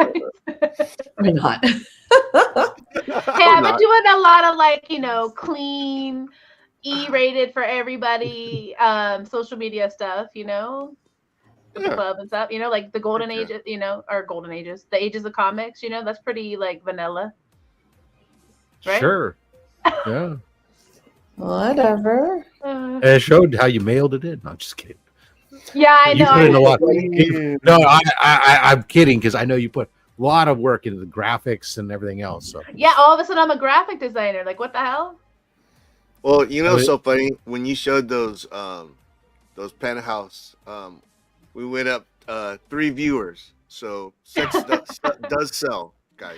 Sex There we sells. go. There we go. You doubled that right now. Yeah. Most of our viral like little shorts and stuff are usually like a Titty Tuesday or something post that I threw on there. So people love titties. Maybe I'll They get love my magazine box out of storage and go through my old pen. There you go. I just want to see those period though. Hey, don't make me get out the boxes. You know, the boxes that I keep tucked up. No, they're definitely handy because I'm adding to them all the time. But I have a whole box of it. Sex Criminals to Safe Sex to Money Shot, Honey Gun, like Vog said earlier. Those ones, they're amazing. They're beautiful. Beautiful art. I'm like tearing up. But anyways, now that we've all shared what we had, I guess we're going to call it a short night. Yeah, what do you guys think? Unless you guys want to chat about anything else. Do you guys have anything else you guys are hunting for or doing? Or oh, now the comic raider wants to join us. He wants to talk about how the Raiders lost to the Niners. Is that what he wants to do? Is that what he wants? Did the Raiders lose? Breaking news. Breaking news. Degenerates. I might kind of iffy to see my team play. They got an so you do the sports stuff then, Batmite? Yeah, I like college football a lot better lately than regular football because my teams kind of suck. But we keep replacing rookie quarterbacks that do pretty well with old men that end up sucking at the end. You don't old men do like to suck. I mean, it's just a known fact. I mean, you don't put somebody in who starts winning and all of a sudden loses the last 5 games of the season and doesn't give you any hope in the playoffs. So, Paul, can you confirm this or not? Yeah, Paul. Inquiring minds. So no, I like sports. You know, I was a big supporter of my kid when he was growing up and whatever adventure. No, I love that. Yeah, I'm a boy mom, so I like sports. I like to play them though more than I like to watch them for sure. Like I used to play basketball and volleyball and all that. I liked football, you know, but I just don't really watch it now. Oh, that sounds good. Yeah, I never played softball. I played softball and volleyball in high school. I played softball. I played hot box when I was younger with the boys. You play hot box every night. A few years ago. Oh yeah, I be hot boxing every night. I'm hot boxing right now. Hot box. But, what? What are you talking about? Have you guys ever played hot box though? What is that? Okay, so you have a field, you know, like a long rectangular field, and you have somebody that's batting at one end, and you have within a certain yardage, you have a box, and to be able to score, you had to get it past the person in the box. So sometimes you'd have 2 people in the hot box. Is this like back when people used to play kick the can? Like no, it was a ball game. It was. We played stickball. What are you talking about? Stickball. I remember. Kicking a hoop would get you going. We went forever. back to cavemen when cavemen were playing with rocks. And yeah, I know. I'm kind of old. We played a lot of old games. I've never heard of that. I've never heard of that. Never. Yeah, I'm gonna have to look it up. That's gonna be on. I'm on Tuesday night. I'm just gonna be on. It sounds kind of difficult too because it's a short end with a stick. I don't know. That segment sucks. But I also was part of a generation that played ball wall, so I can't really talk. Yep, same. Yeah. Ball wall? Yeah, ball wall. And it sounds like what it is. You hit the ball against the wall. Oh, handball. Handball. Oh, handball. Oh, okay. Yeah, that's been going on forever. We played the better version in my day. We played Butts Up. Oh, so I remember Butts Up. I remember that one. Whoa. All right. Red Stream's over, guys. Stream's over. No, hold on. This is the after dark. Let me make sure I'm clear here. We're going to be making an OnlyFans sports page. No. I want to make sure it's clear here because apparently my son claimed that they played this game even when he was in school. But when I asked him to explain it to me, how they played it was nothing like how we played it back in our days. Oh, I'm sure it's not. Yeah, it can't be. So it was the big green wall. You had the big green wall, right? Yeah. You had 2 people. It was similar to handball, except instead of hitting it, you were catching and throwing the ball. Otherwise, it was pretty much the same. If you missed the ball, that's the same. By you, that's mine. If it got by you, then they had to run to the wall and touch the wall before the other person could pick up the ball and throw it and hit the wall with the ball. Yep. If the ball hit before the runner tagged the wall, then that person had to stand, spread hands on the wall, with their butt out, and you got a free throw with the ball right at their ass. Yeah. Yeah. I remember. Yeah, that's exactly how we did it. Yeah, we even had the green wall. We even had the green wall, which is wild. But me and you are the same generation. Let's bring that sport back. What's it called, Rob? No, we're not. We're not the same generation. What's up? But You may want to be, but trust me, you're not. we're bringing that game back, but we might change the name. Robert To and I what? are closer in Yeah, generation. we have a lot of games that we We'd played call that it we're not allowed to Paul. say the names call of it the the game game Paul. anymore. Yeah, no. Did you guys ever play We Red grew up in Rover? the generation that played Jart. Oh, sure we did. Yeah, Don't know but that. we also. Don't know that. Smear the Queer? I wasn't I going to didn't say remember that. that. I was gonna I was say gonna- that one either. Oh, I know. That's what I was talking about, but I wasn't going to say that name. Actually, Exactly. I think now it's Yeah, something like that's Tackle the lots of games Jackal. were pretty- It's yeah. not my something. channel. Fuck it. Show's over too. Tackle the Jackal. Let's go with that. Yeah, Tackle the Oh, Jackal. man, Yeah, you there you go go. with that switch. There you go. I didn't want to hear it. James was around for like the most random Oh, games. Like, my. I don't want to hear it. I Oh don't want to hear my! it. It's just a game, man. Relax. Dodgers win. Yeah, oh yeah, You grew up in the. yeah. Back in New York. We're the right? little brother. We're the little Anyway. brother. This is when we need to throw in Paul's rants. Since Mike isn't here to do his rants, it's Paul's rants. This is where I don't Paul have a bans rant. Mike. Right. Yeah. When Mike doesn't know how to definitely get like unbanned. JD. So okay, so today, I had to work this morning. People were calling out left and right, so I was kind of like, Little Sister Paul. So I was kind of by myself for a while. I had to like just survive. I did call somebody if they would come in, and they came in, and they also brought donuts. So yeah, I want to say thank you, Sandra. You're amazing. You saved my day. But Donuts I was are always welcome. so dead tired. I told Sabrina that, man, I needed to come home and just chill for a little bit. But yeah, you know what? Everything worked out. It always does. So that's my rant. Well, we're going through a transition at work. Oh God, those We are the got worst. sold. Oh, So she sold the business. An investor picked it up who wants to be hands off and just let us run it, will give us all the tools. And so on Tuesday, we had a huge meeting. Or was it Wednesday? No, it was Wednesday. We had this huge meeting about, her selling the business and this and this and that. She goes, it's really hard to run a retail business in California. It's just not good climate and da da da. Am I going? Yeah, when you have a store that needs to have at least $185,000 to $190,000 worth of merchandise in it, and you're running it on $120,000 to $130,000, and you have a budget of $20,000 a week, yeah, you're not going to turn a profit. There's nothing in the store to sell. So it was like, so hopefully the new boss is he wants to hire everybody, the whole crew. Believes in giving bonuses when they're due and paying people what they're worth. So hopefully it's true and things get better. I hope so too. So I'm going to come down to San Diego, work with Paul. There you go. And you won't call in or call out. yeah, don't call out. I don't do that shit. I don't like to call I out. take the business on Tuesday, so Yeah. we'll see what happens. Well, it sucks because I know Trev. He has he's got a live stream on Wednesdays, and Wednesdays is a bad day for me. So I work. So my days Yeah. mix around, so I'm definitely gonna have to try to check out yours or Trev's at one of these points in time. So I just heck always yeah. get busy doing random crap. I actually forgot to show this too. This is my newest card. I'm always Look at at that. work with Trev's. Oh, that's beautiful. Yeah, Gorgeous. I really it's like super detailed too for a card, but it's also It looks a lot like longer. it looks like a photo. It looks so good. Yeah, and this one is Joanne Come on, Austin. Bailey. Yo, brother.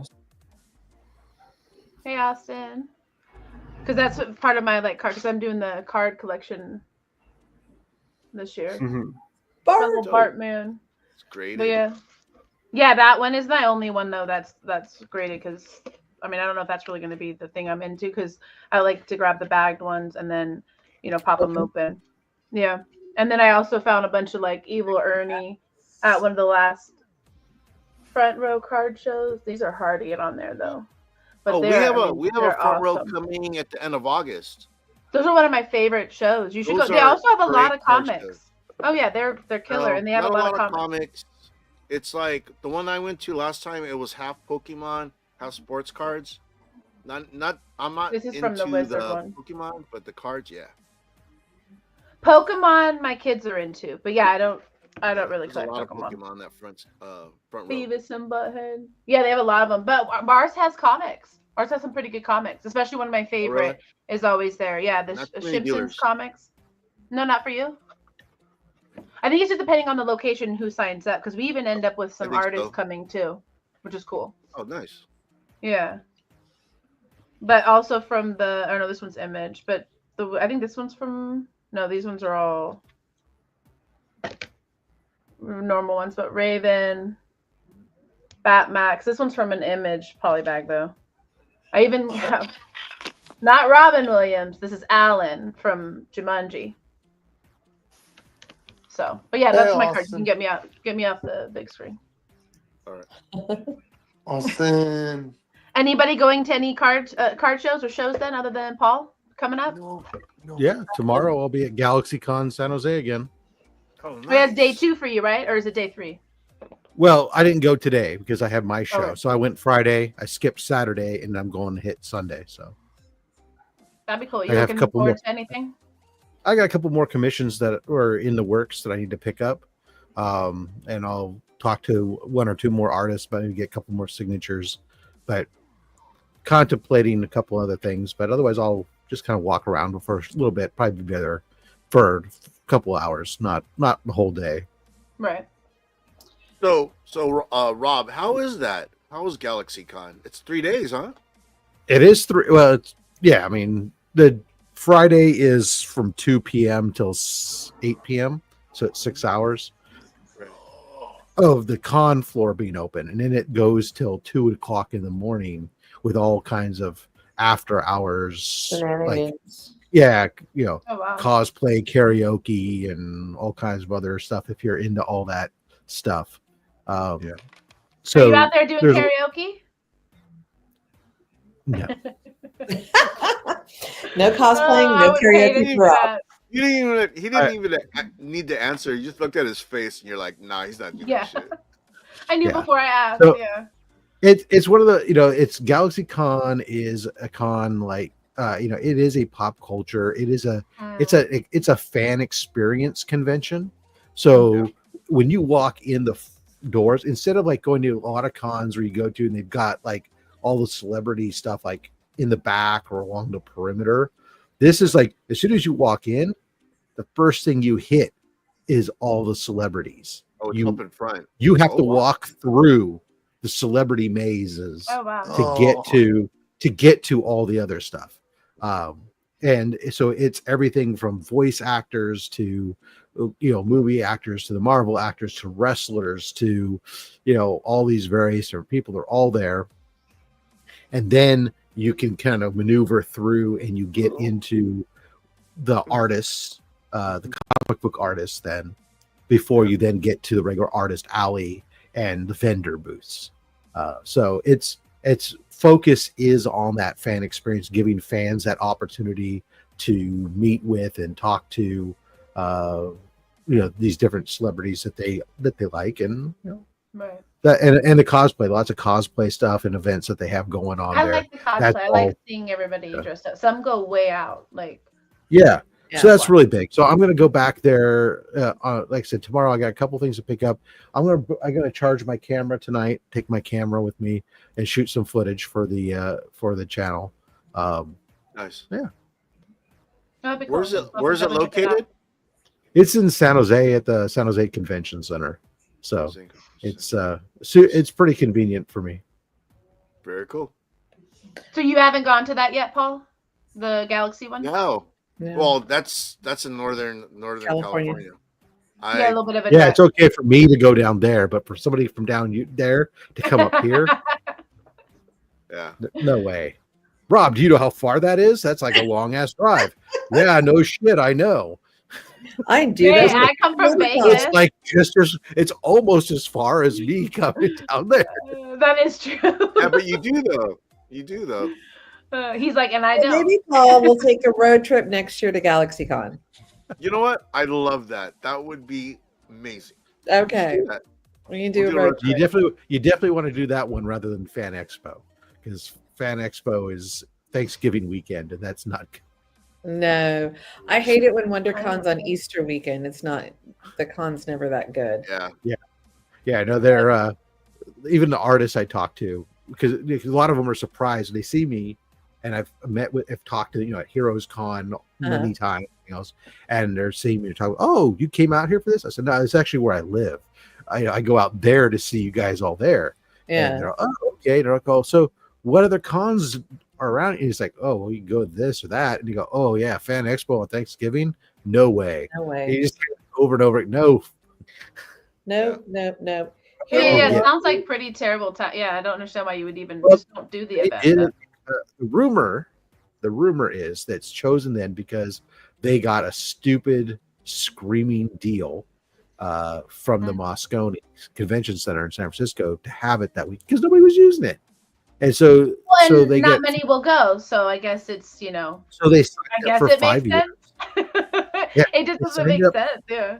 Well, you signed up for 5 years for it, so we're stuck with it for another couple of years on that weekend. But the artists are like, oh, even if they want to go out there, they're like, oh, I don't want to travel during Thanksgiving weekend.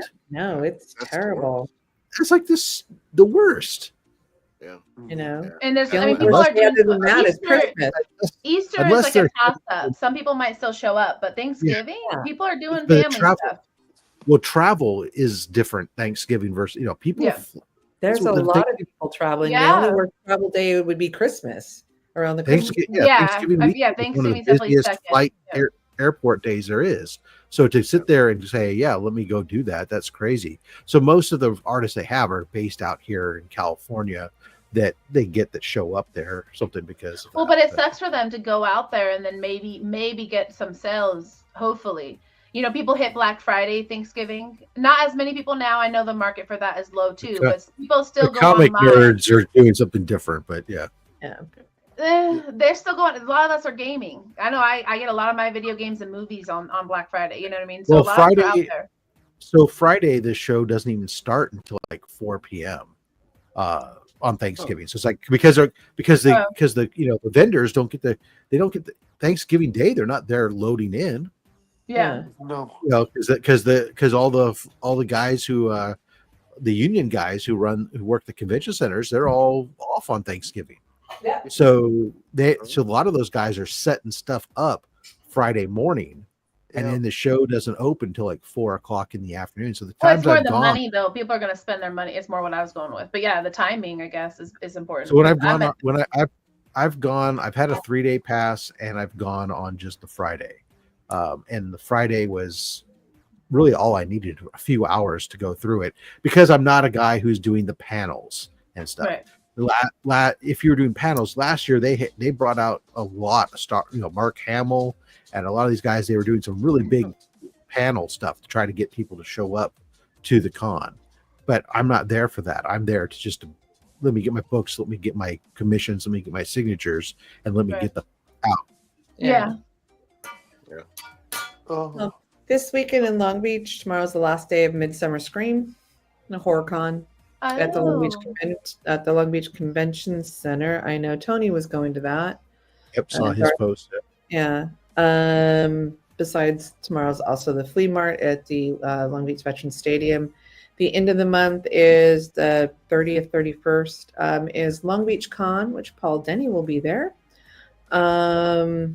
And then there's nothing going on until LA Con in September. And I will be going on Saturday to LA Con. Yeah. In Vegas, there's always like random pop-ups, but they just did the front row this weekend, and we didn't do it because we already did 2 this year.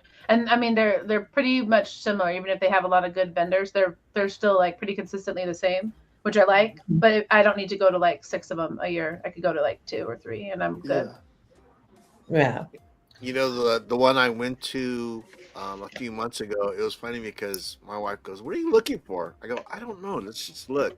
Yeah. She ended up buying more stuff than I did. I only bought like 2 cards. she was like cleaning up, like buying like all kinds of soccer cards for my grandkid. And you know the thing is, my LCS, they actually gave me tickets to the next one. Oh, that's awesome. Like this. Yeah. So yeah. Yeah, because their tickets are, they're pretty affordable, but that's cool to get it free because then you could spend even more. But they even had, like, on the last one, like I said, they even had an artist alley. So I picked up a bunch of art, actually some really cool art, horror art, and I think I shared it on one of our shows that we did on here. So I don't know, there's some cool stuff at those shows. I think they're getting more popular. I know Ryan. They bring in more comic vendors because last time it was half Pokemon, half sports cards. There probably was one or two comic vendors. Only one. Oh, okay. Had a lot of Spawn comics, but like Rob and Batmite were saying, man, they were charging double. I was like, are you guys kidding me? Really? See, we get pretty good deals on the comics. And then I looked at the price tag. I was like, she's like, why are you walking away? I go, these guys are overpriced. This makes no sense. What is it called? The card show? Away. Front Row Card Show, and they're on everywhere. Facebook and so Instagram, they're everywhere. You probably have them. Yeah, a bunch they of have them all over. You have them out there. And there's some of the vendors, a lot of the card vendors, obviously because it's more card related, go and travel. Like I've talked to quite a few of them because we started talking to them more and more because, like I said, it's something new that we're getting into. Tonio's always been into cards, and the boys always grab cards, but I definitely wasn't into cards before. So it's new. But when we went, same thing, Paul, we were like, we're going to go look for a few things, not sure what. And then I ended up buying all kinds of stuff because they had all this cool, old school Beavis and Butthead, The Simpsons. I have a bunch of Simpson cards, stuff like that. And I love that stuff, that nostalgia. So, but ours have toys and figs, comics, posters. Like they have a lot of stuff. Of course, is in San Diego, the August 30th and 31st. I'll be in Bakersfield. After that, it's in Pasadena, which is not that far, September 6th and 7th. And then it's in Phoenix on the 20th and 21st. And then Portland, December 6th and 7th. I'm not going to Oregon for a card show. It's not worth it for that because it's not huge. Yeah. But, that's, I was looking to see if it was coming to Long Beach soon. And no. That seems to be the rest of their stuff. So, yeah, no. As they get more popular, they'll start ending up popping everywhere. It's just something that's like just now getting traction because even the grading and stuff for the cards, that's still like a lot of people don't really even do that quite yet. When we went to one of the first card shows last year, a lot of people were just getting into the whole grading thing. I work next door to a sports basement. The building that it took over was an old Sears building, which actually has a bunker, a basement, a bunker, because it was built pre-World War II or around World War II. So it's an old building. It's like 3 stories high, and they had about a month ago a card show there. So my boss and I went and go checked it. They had a ton of Pokemon cards, but they did have a lot of old sports cards and stuff. I would not know what to look for, for like picking up anything for anybody if they needed it, wanted it, had it. But some vendors also had the old time TV show cards, like the Munsters and stuff like that. So that's what I was. That's what I looked through. It was just a little small space that they had upstairs, and they had at least, I don't know, 30 vendors. Well, I was going to say, if it was a Sears building, it's probably a huge space. It's a huge space. They play pickleball. They play pickleball up there. No, those shows are getting a lot of traction. They even have like gaming stuff at the card shows. Like we'll find gaming stuff if you're into gaming. Like I don't know, they have all kinds of stuff now. They mix it all up now. But so it was kind of interesting to go because it was something that I don't collect cards. But it was neat to see, and I know Ruben was talking about, the Pokemon cards and the sets and this, and that, and the chats, because it's hard to follow you guys. It's like you have to go back in our group chat. But it's it moves too fast for me too. It was hysterical the amount of Pokemon cards and Pokemon deals in little cases. Batmite, exactly. Little kids, little moguls, these little kids, they got these metal cases Yes, you're talking about my boys. balling. Yeah, those These are my little kids are boys. balling Dude, they with have these. like slabs and stuff. My kids have Yes. like real expensive like Pokemon cards. They have like all these sleeves and all these nice like things for them. And I'm like, and they have their binders that like they go and they mean business. All of a These are sudden, my There's 9-year-old. My It's cool, 9-year-old tells me, "Oh, I want to take my spending money and get a card graded, right?" He goes up to the guy and the guy starts talking to him and he's asking him all these questions. He's 9. He's asking him about how to take care of, because he realizes that grade, which he realized with the guy's help and our help, that grading it wasn't going to be worth it because of this particular card. And now he knows how to open them properly and all those things. He's 9. Like, that's when wild. my kid was 9, he was opening them and playing them on Thursdays at Carl's Jr. with 3 or 4. No, they're not mine are. They'll play or they'll trade and all that, but they have those, like, it's like us with our comic books. We have our PC and then we have the ones that we're trading or in Zach's case given away or whatever. They have that, like they have theirs that they keep, that they're collecting, and then the ones that they play with. And I'm like, wasn't when my kid's 24. Okay, so when he was collecting Pokemon cards, it was just fun and games between him and his friends. There wasn't keeping them and put them in sleeves or doing all this other stuff. They were just kids having a blast. And he had a 3-ring binder about this thick, full of cards. I came from that start of that generation where we play. All of my cards that I had when I was a kid would be worth a lot now, and we played with them. We gave them away, we left them behind. Yeah, and that's the reason why it's so hard to collect your golden and some of your silver age comics is because they were a subscription. The kids bought them off the newsstand, rolled them up, put them in their pocket. They're so well loved and read. They were shoved in somebody's attic that has water damage, smoke damage, mold. It's but that's fine. That's the way it was at that time. There wasn't this limited print run. They just ran so many, and it wasn't for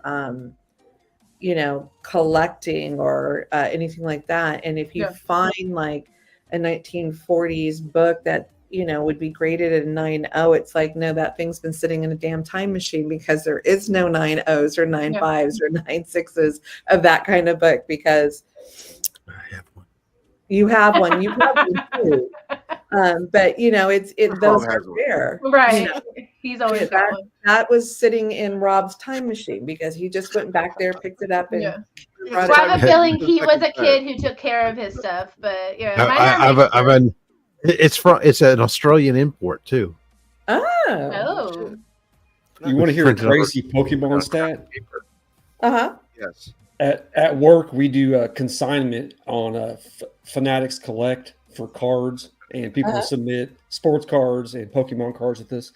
Well, this one's Pokemon card, it was a Umbreon PSA 10, ended up selling for like $2,500. We looked it up, and there was 17,000 PSA 10s on the registry. Oh my god! Yep, sounds like they're a super stringent company. That's how many Pokemon cards there are. Get that? I mean, this is a SSP, really super rare card, and there's 17,000 PSA 10s. Well, yeah, I mean, they overdo it now. I mean, they mass produce Pokemon. How rare can it be if there's 17,000 perfect copies? Exactly. That's not exactly. It's a market play. Okay. That doesn't even tell you how many are like 9.5 or whatever the hell their next grade down is. Yeah. See, this is what they're gonna. I don't. Yeah, but they're strict on the grading of cards. I didn't realize. That's why I was saying it's not if there's 17,000 10.0s. Come on. Yeah. I mean, in that case, with that data, but in general, like when you're talking to them about the grades and stuff, like they are meticulous on all that stuff, and there's so much damage just from opening the pack that they show you, and it's like, whoa, like it's almost impossible. You can get damage on books from the way they're shipped, the way the employees put them on the damn shelves, or put them in your box, or shove them in your box. Oh, yeah, I'll see a bent book here and there at the shop. I hate that. Yeah, it's all. I'll do a horror story. I remember I don't go there anymore. It was like the last straw. The guy I used to have a pull list there. The guy scans my books, right? He's about to hand them to me. He dropped them. He drops the whole bag. There's probably like 12 books. He picks it up, and then he hands it to me. And I'm like, what the fuck just happened? And I was like, bro, you just dropped these, man. And he was like, he looked at me like, why? What's wrong? I go, dude, you just bent like half the books, you know. Stop going there. And it's just like, yeah. When you were like talking about bent, I was just that thing just popped in my head. But man, I have man. thinking about that day. When he didn't even say sorry or anything or offer to replace them, like that's wild. No, he just handed them to me like, and I already paid for them. You know what I mean? He just handed it to me, and I was just like, bro, no, this is not gonna work. But yeah, woo, people are tripping. So I don't go there anymore. And not everybody treats books like Robert does when he throws them on his bed.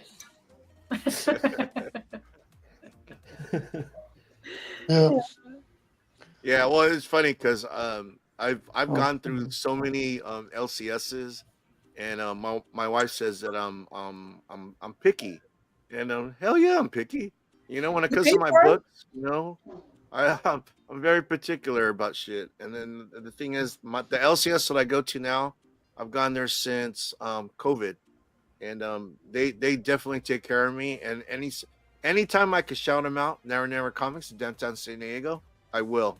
So yeah, and you know the thing is, when you find a good shop, anyone goes to an LCS that they love, they know how I feel about that. You know, I love my shop too. Yeah, I love my local one. I can walk to, which I love. I walk and I grab my Starbies, and you know they all know me. They always have my pool ready the minute they see me walk up.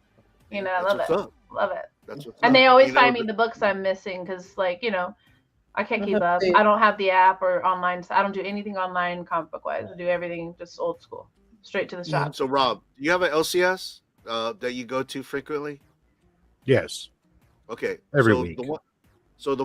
The one I go to is in downtown, and when I live I thought you didn't like downtown.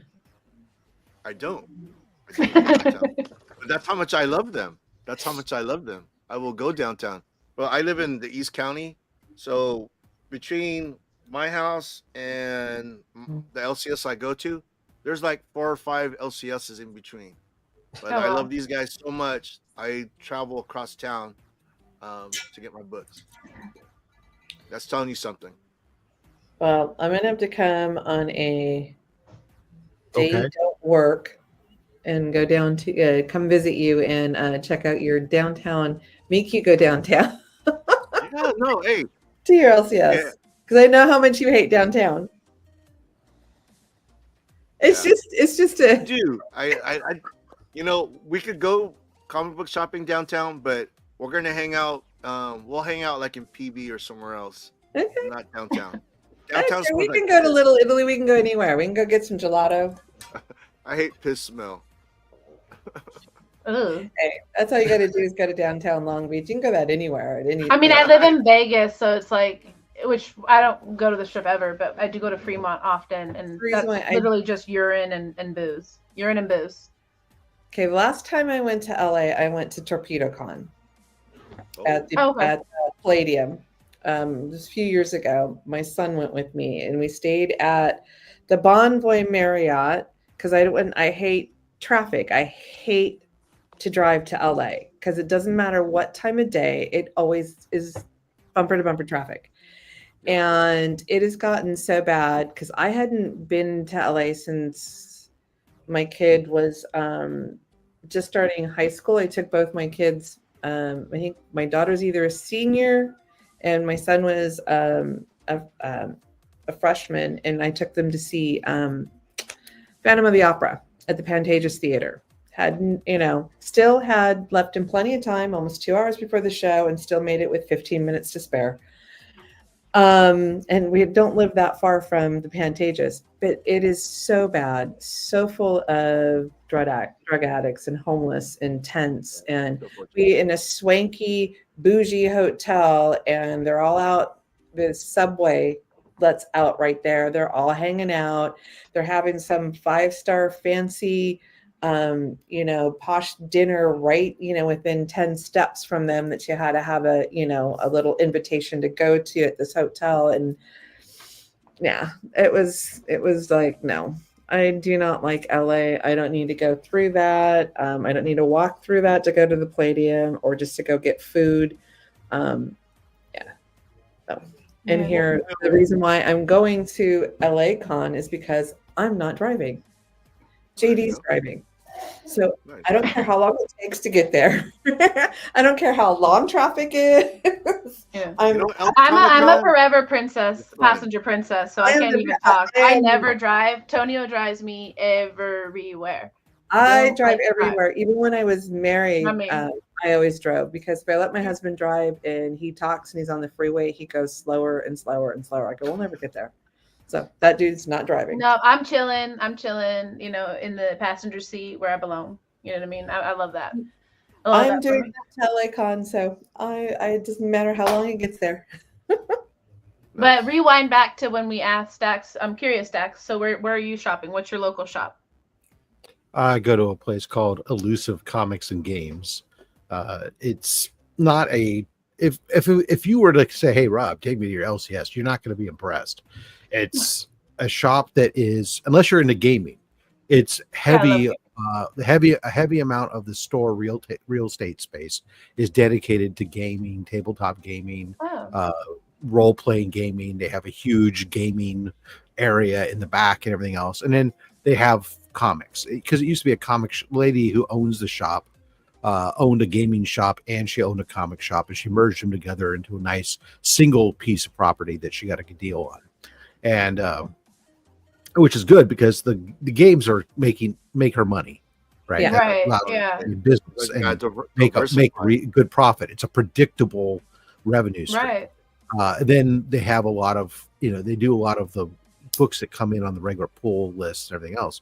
What they don't have are huge, extensive back issues. Yeah. They've got, they've got like 12 filing cabinets or something of back issues, and they're all almost exclusively modern books with a few Bronze Age books in there, right? From some very small collections they picked up, but they don't buy collections typically. Yeah. Right. So it's not a place that I can go digging for back issues, which is fine. I don't want that. I want to be able to get there. They even though sometimes Marvel and DC are late with their shipments, I don't have problems where my books that I ordered aren't there. They get them. The managers go out of their way to get them. They allow me to sit there and say, hey, I want all the 1 in 25s for all Star Wars books I subscribe to. Great. They'll put me on the list based on my order I request. And if I'm the top guy, then I get automatically pulled for me in my box. I don't have to rush to get there. That's why I had so many of those Dr. Aphras stuff drift. it was like I just had them on my list. It was automatic pull. I was the top guy on the list. Automatic pull, 1 in 25 for every single one of my books. Nice. And I have it. Trev is almost done with that. Yeah, Trev and I've sent a couple books his way. So from that aspect, I like the shop, and it does what I need. It does what I need to do. Yeah. There are lots of shops around here that have extensive back, including one that's right near my work that is at all the local cons. They even travel to down some of the cons down in Southern California up to Sacramento. No, Heroes Comics. Oh, okay. There's also Lee's Comics near here, and so there's a whole bunch of really big comics in this area, but I don't want to go to those shops unless it's mostly because I'm afraid if I go in there every single week, I'm going to be poor and divorced because I will have way too much. I like this idea that I go to these shows and it's a special. I can budget for a show that's a special event. And I go to, as opposed to I'm constantly seeing every book I want in my face all at once. That would just drive me. My impulse control would not do well. No, it makes sense, and plus it's easier to get exactly what you're looking for as far as new pickups. Because that's why I like my shows. There's not a lot, but there is a lot of good stuff to dive through here and there. But like they're buying collections, not daily, so they're not like these big shops. So that's why I like them too. Yeah. The local experience. So if people came up here and they said, "Hey, Rob, let's go take a look at some shops," I'm not probably not taking you to my shop. I'd take you to some of these other shops around here that are. Well, I want to go to the gaming one because that sounds dope. Well, I'll take you there too. But I mean, my son, because it's tabletop, would love that. Yeah, some of the other shops, because we have a bunch of gaming shops around here too. But from a perspective of if you wanted to dig through comics, I'd take you to different shops for comic book digging.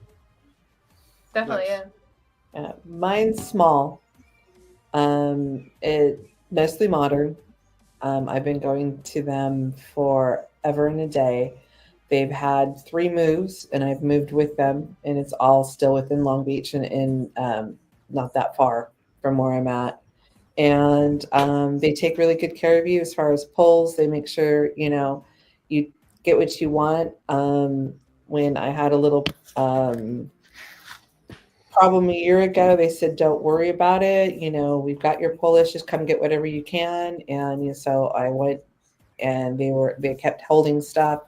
I made a decision to stop all moderns, except then, so I started clearing my box out. I cleared my box out, but then I decided, okay, I really love the Umbrella Academy. I'm getting that. I'll do. I love Umbrella Academy. Yeah, I like that one too. Yeah. Nice. Because I like the first Hush run. Let's do the second Hush run. Now everything's delayed, so I don't have to worry about it. Yeah, right. And I may go there a couple times a month instead of every Wednesday, and they're fine with that. If I can't make it to like a free comic book day, they know what I like, and they'll put a couple of the books in my pull box. They have it. They have ink and draw sometimes, but it's down the street. They'll have like noir nights where it's free beer, come in, and they've got some local artists and local books there on a night. And people will do commissions, people selling their wares, free beers going around, and the shop's still open to purchase anything.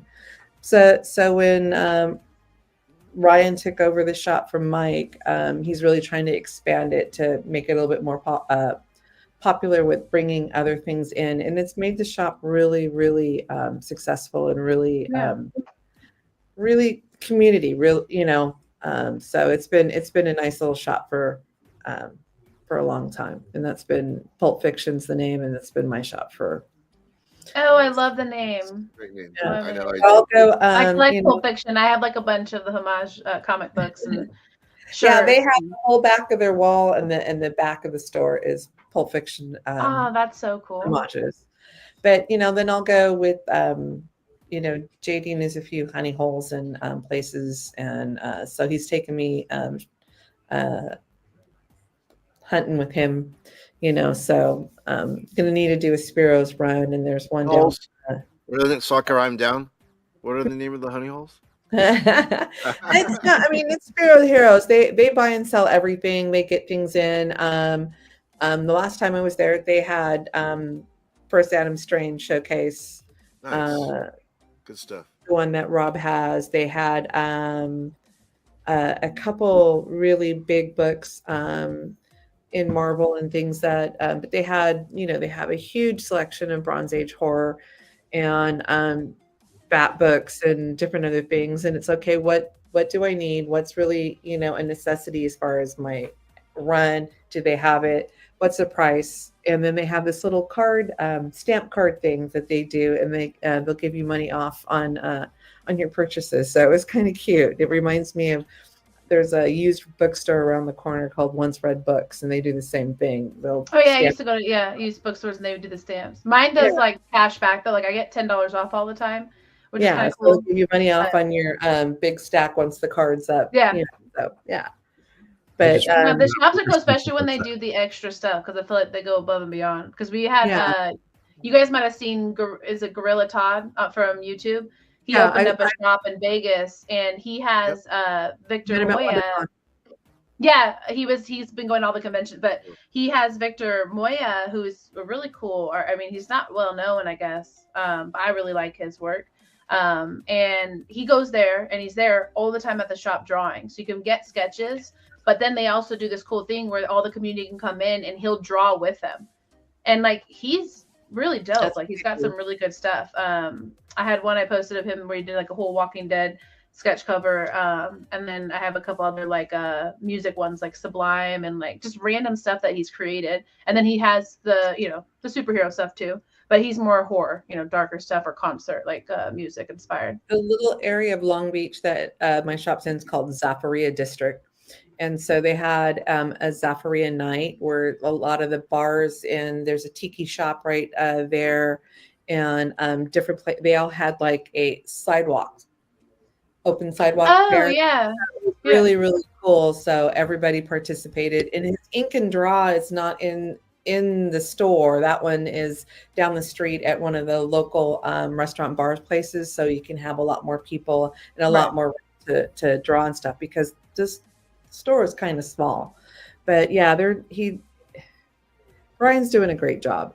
You know, he's doing a really good job with the store and stuff. So it's really nice to see it continue. Hate to have to find. Well, it's cool to shout them out, especially when they're doing really good things, because like it's not to get back anything from these shops, because I doubt they're going to do anything for you in return. But it's good to shout them out because it keeps them in business. You know, you don't lose your shop. You had one shout out your little, you know, one of our cover challenge, shout out your LCS or whatever it was. Yeah.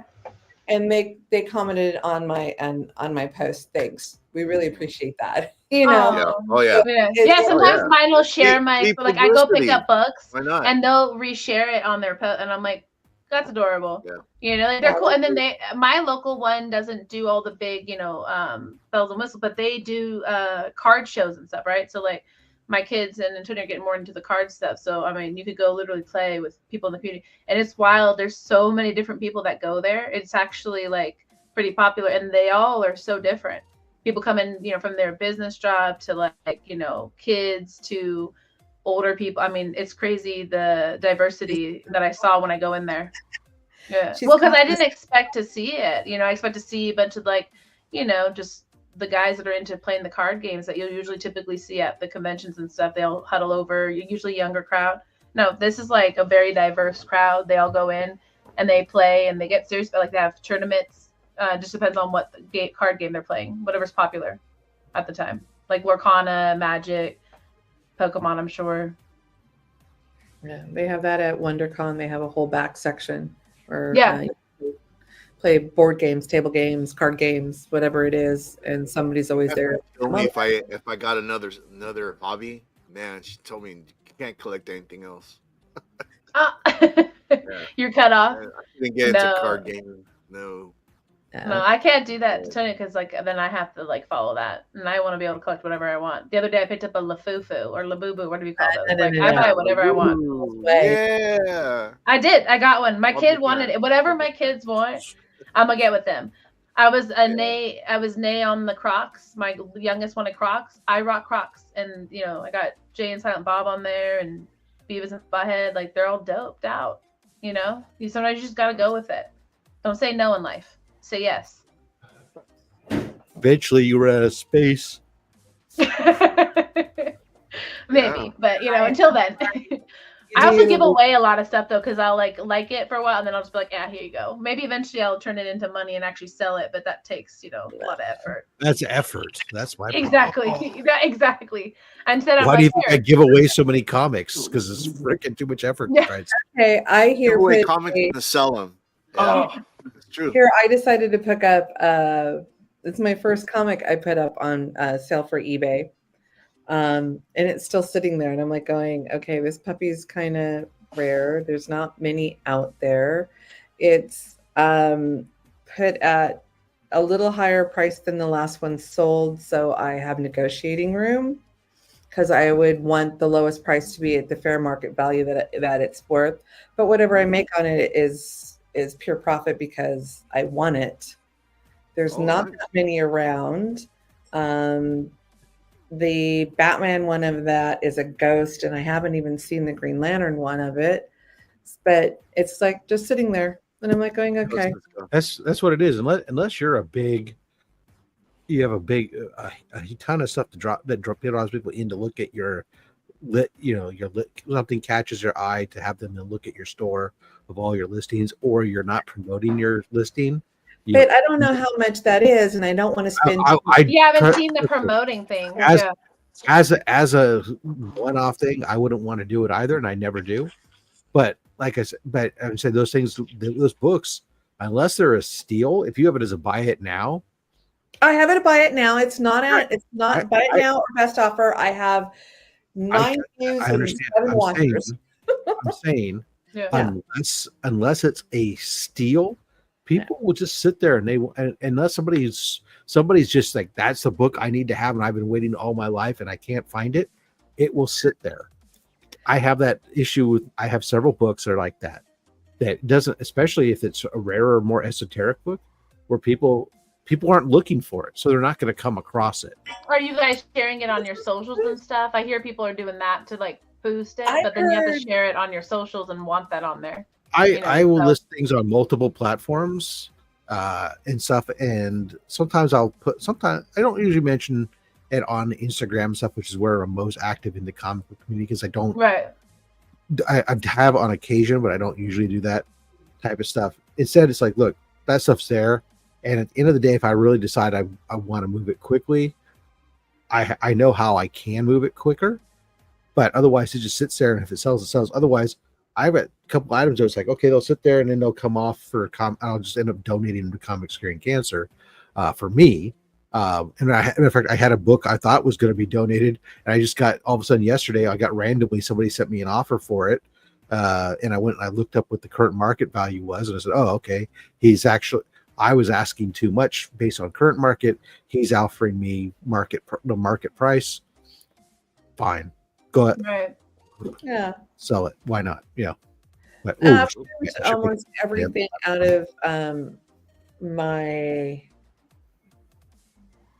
for sale list, and those all mostly went pretty quick because they were figures, collectible figures that were limited, that were always in demand, so they were easier to move. And I only have 2 left, but I just put it up there to figure out, okay, well, maybe if it doesn't sell, it's always a book I can take to con and trade. Yeah, well, and so that's something that's really smart, because so Tonio always does it. He does it with this shop that we love, because they always have such incredible books, but they're only at cons.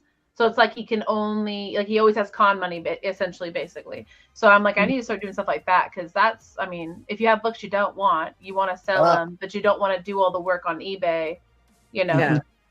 I need to go to bed. It is super late on the East Coast. Thank you for having me. Thank you so much. Yeah, thanks for joining us. First timer. Yeah, I'll be. I'm going to bed too. I'll be definitely joining again soon. Definitely, join us. Thank you. Bye, Trev. Bye. See you, Trev. Yeah, us West Coasters it's only like 9:30 here. Although we've been going for a little bit too. 9:30. It's not even 10:30. Well, 10:30 maybe where you're at, but it's 9:30 here. Yeah, 9:30 for me too. Yeah. So Rob, what's your favorite show? What's your favorite con? I mean, Heroes. Is it Heroes? I gotta tell you. Go ahead. I'm just about for me, when I go to a comic book, these comic cons and whatnot, I'm about comic books. That's what I care about. I don't care about the pop culture things, even though I have pop culture fandoms. I don't care to go meet the actor who did this or get their signature on something. That shit doesn't interest me at all. Yep. And whereas with comic books, it's part of the whole thing. I like the art and everything else. Some of it I like stories, and some of it I buy just for art. Right. It gives me 2 different genres that have collectabilities in one. So Heroes Con is like, it's the mecca of freaking comic book shows. When you go to a show, and this year's count was 387 comic book content creators. Oh, wow. 387. It's insanity. And then you saw how big it was. I mean, it's like you hear people talk about it and you go like, it can't really be like that. But it was. And then you got over, close to 150 comic book vendors. Where do you go where you can go, and when I want to say I'm going to go pick up a Hulk 181 and I want a mid-grade book, where instead of going to a con and hoping I find one, no, they're all over. There's guys that had like I had 6 different copies to choose from. Yeah, and negotiate again. To hunt at cons back east than it is here on the West Coast. Well, there's I think you got a higher population of people, right? So so you have a lot of more concentration of books because of that. But it's also just this particular con is a different beast to itself. So that's why when I go to Heroes Con, for me, I'm always big game hunting, as I call it. I don't care about the boxes and boxes of books that are there for the most part. I'm there. I'm looking at what's on your trophy wall. It's where I'm finding out real quick, because I know which books I'm interested in, where your pricing is, so I know whether or not I'm even going to waste my time talking to you or not. And then also I know what you think is your big stuff, and whether or not do you have other stuff like that I might waste my time digging or not. But I'm only there looking for big books, not only because I have to transport, but because there I get to negotiate with multiple options. I don't like our negotiation. I can move on to the next guy, and then I can until I get where I want to be, and I can move on. So for me, 100% that. Second for me is the Berkeley Comics Show up here in the Bay Area. Nice. It's a one-day event. It's not a con.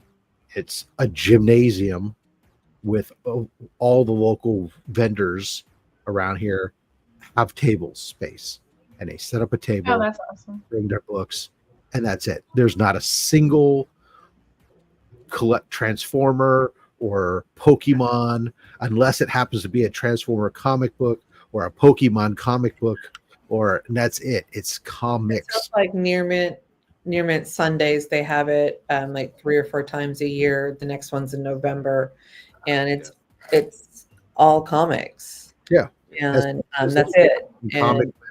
I see him all the time there. Are you going to that one, Batmite? Huh? Are you going to go to that one in November? Yeah, I'll go that one in November. You know what? I'm going to go to that one. You know, that as far as like big cons, I'm done with the big cons, but I'll go to a smaller one. I'll go to that one. Oh, so no more big cons for you this year, Paul? Well, I met Rob at Heroes, and you know what he said about that con is true. You know, and the thing is too, I know Boggs is not here anymore. Charlotte is a beautiful city. The downtown's beautiful. You don't need a car. Everything's in walking distance. I mean, and where we stayed, the hotel is just like right across the street to the convention center. It's easy to get to. Yeah, you just cross the street, and then it is just so. You know, I bought a large majority of the spawns that I was missing. I bought there. Guys had like he was saying, like the availability of certain books. Guys had like full runs of Spawn. I could have finished my collection while I was out there. I just didn't have all the money to purchase them. But like I said earlier, all the big Spawn books, I'm done. And the majority of them, I got them at Heroes. I mean, Heroes is amazing. It's a comic convention. You know, San Diego Comic-Con that just passed that I went to. It's more pop culture. It hasn't been a comic convention. That's why I kept hearing about it. Yeah, comics is kind of like an afterthought, you know. But it's still fun to go to. But Heroes, when it comes to a pure comic book convention, I haven't gone anything like that since like I was in high school. You know what I mean? It's just comics. And then, you know, the thing with me is like, you know, they had like all the artists and writers out there. To me, I don't like to stand in line, but like John Jang, I always, whatever con I'm at, big con, if he's there, I always do a beeline for him. Like a couple tables down was Jenny Frison, right there. I could have gone in line, got Jenny Frison, but I'm not there for that. You know, I was there to get Spawn books. There's so many artists there that there's not really that long of a line at most of them, except for some of the really, really top tier guys. Yeah, if that's your thing, that's like that's you want to go there. And I've done that. I've gone there and spent like a full day getting signatures, and then you still have 2 days to do stuff. Well, and then the at the hotel they had that auction. I've never seen anything like that. That was something to behold. That's another thing about Heroes Con. That's so cool. And then on top of that, seeing everybody in the community that you hang out with on YouTube on the East Coast, you get to see a lot of people from that side, which is great. Yeah. And as far as like when it comes to con, for me, besides the comic books, I think that's the coolest thing is seeing the people in the community. And the thing is, everybody was taller than me. I was like, what the hell? Why is everyone taller than me?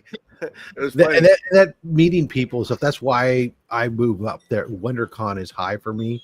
Is simply because of our group. I was gonna say, yeah, for me, that's WonderCon because like going and seeing it because I can go because we have a lot of shows and stuff here and cons, and you guys know I'm pretty simplistic, so like I'm fine with that.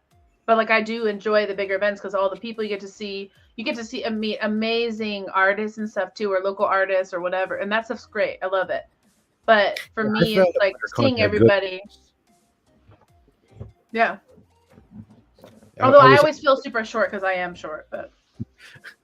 I don't know. It's great being able to sit there and meet up with everybody, and then of course the fact that that particular con does have a pretty good mix. Once we got to the comic section, I was surprised by how many comic vendors there were there. I was very pleased with we had a very decent selection of comic book artists and stuff. So WonderCon is definitely on my list of I'll be back there again. I'll be back there. Actually, tickets are on sale now for them. Are they ready? Already? Oh, wow. 6 foot. Is Vox really 6 foot? Heroes Con. I plan to go back to Heroes Con in Charlotte in 2 years. I'm going to take next year off. Yeah, I'll be there. So will I, unfortunately. I mean, I've gone. Maybe we'll try to go with you guys in 2 years then. It sounds awesome. That would be amazing. My kids graduating from college, so that same weekend. So I'm going to go watch them. Well, we're just taking it easy this year because of all the changes. Man. So, but next year, I haven't been to an East Coast, so if it's really that popping, it'd be really cool to see. We've only ever done West Coast shows. It is so. It literally like when I said it, when I referred to it as Mecca, it wasn't even like that wasn't like coin I termed. I was talking to a couple of different comic artists here at GalaxyCon that I saw there, and I can't remember who it was, but one of them said, when I mentioned it, he goes, "Oh yeah, no, going to Heroes Con is like traveling to Mecca. It's a religious experience for a comic book person." Yeah, it sounds amazing. It's just game changing. And it looked great. All your guys' posts. I mean, everything you guys found and stuff. So yeah, a lot of cool people to meet out there. The only thing that would suck is if you're there to go try to do dollar bin diving, which there's tons of opportunities for that. Right. Is you have to get your books home. Now there is FedEx shipping there on site. There's also UPS and FedEx shipping at the hotel. So you can ship stuff, and especially if you have your own shipping number, so you don't have to pay retail rates. If you have your own account, then no big deal. You can pack stuff and ship yourself stuff. Otherwise, if you're flying, bring an empty suitcase so that way you can stuff it with boxes. That's what I'm thinking. Yeah, that or maybe in 2 years I pull the stacks and I only go for bangers that time. There you go. That's the way I do it. I always buy dollar bin books here. I don't need to buy it out there. And I find some pretty dope ones out here, so I get my fix for sure. I brought 3 of these, and I filled them, and I had them in a backpack. Oh my gosh, my back was sore. I had 4 of these. 4 of those. And I had them completely stacked. Plus I had brought an entire giant size roller bag that basically it had these, and it had my because I brought my folding cart. Remember my rolling cart from WonderCon, Sabrina? I don't know if or Doreen remembers. I brought that with me to Heroes Con in my luggage. And because I bought and I had this giant suitcase for it, and it was fine because I had a free checked bag because I was flying out. I was flying. I was flying first class, so Schwanky. Okay. Yeah. But so it was caviar and champagne. So just keeping it light, keeping it easy. Here's the way it is. Number one. This is it's a fun trip for me. This is my big trip, and so I usually will do this. I'll spend the money on that because I'm getting on a 5-6 hour flight. Treat yourself. I'm a big dude, and I save up for that so I can. Big dude, like height wise? You're not that big. What do you mean? No. I'm only 5'10" height wise. I'm big dude, wide wise. Yeah, well, girth. Yeah. So that backpack. Have you ever watched any of my shows to the end? When I say I'm just a fat man with a fat stack. Yeah, it's super clever, but I don't know. I don't even remember how I came up with it, but I'm not. I'm pushing close to 300 pounds, so it's. You carry it very well. Rob, have you ever been to New York Comic-Con? No, and I have no desire. No, I was just asking. Have you ever been to like any of the ones like? I went to C2E2. The first time that I went and met DJ Lynx and a lot of those other guys that I met the East Coast crew. The first meetup that we were doing as a group was C2E2 in Chicago about 4 years ago. I think it was 4 or 5 years ago. And so I went back there for that. It was okay. I didn't care for C2E2. Again, it was very pop culture-y. It was very tight and condensed walkways. So you were constantly like San Diego squeezing past people, right? Whereas Heroes Con, not only is there all this stuff, but the aisles are wide and spacious. Oh yeah. So, well, they just had Terrificon. Have you been to Terrificon? I have not. I've heard good things about it. Same thing as Baltimore, but I'll be honest. At this point, I will probably never go to. Well, I don't have any plans to go to any of them, simply because right now my budget for travel to go to an East Coast convention is limited right now to one per year. And so I'm only going to go once per year. I'm going to go to Heroes, not only for what it offers, but because that's where I'm going for Comics Curing Cancer. And we're doing all the charity work there at that convention too. So that's the other reason for me to go there, is because we're tabling and we're doing stuff there. Yeah. Let me say one thing though, like, Legion of Comics, Rob Fat Stacks, those guys, they can sell ice to Eskimo. It's so crazy how they work it. It's like you get there, they got so much eye candy. There's no way you're gonna leave that booth without. And that's just us.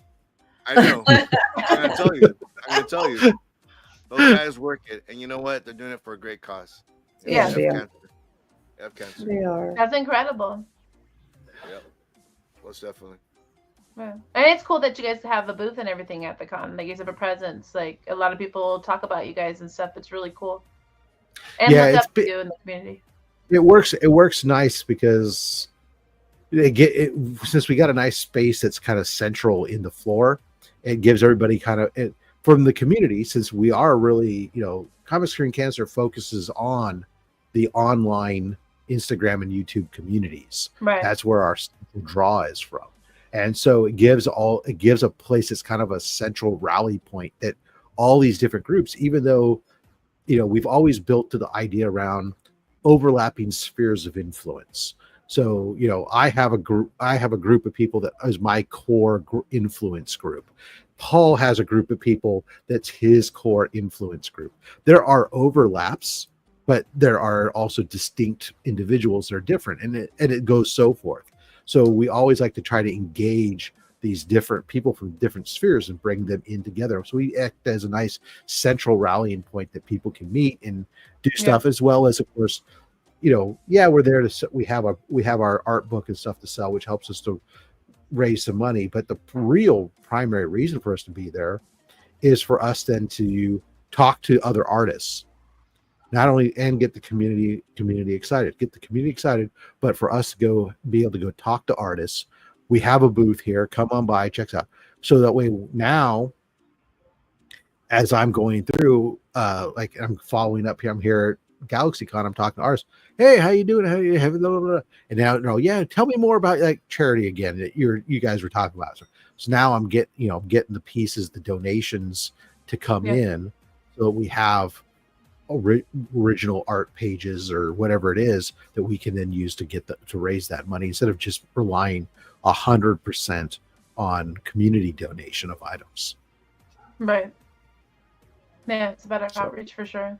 Yeah, it's a similar vibe to the critical care that we're doing, which I mean we didn't found or any. I mean what you're doing is from scratch. So, but it's similar to what the founding guy did for this one, where he basically grew up as a child. He had cancer, so he grew up in the hospitals reading books, and then now he gives back in that way. But it's evolved into something bigger, and they're at the conventions locally and stuff, Mm-hmm. you know. But it's cool to see, and it's cool to be a part of that. So, yeah, you know. So that's really cool what you're doing, basically. Big shout out. Which we'll end with that and let everybody know where we're at. Let's start with Stacks on that. Speaking of curing cancer.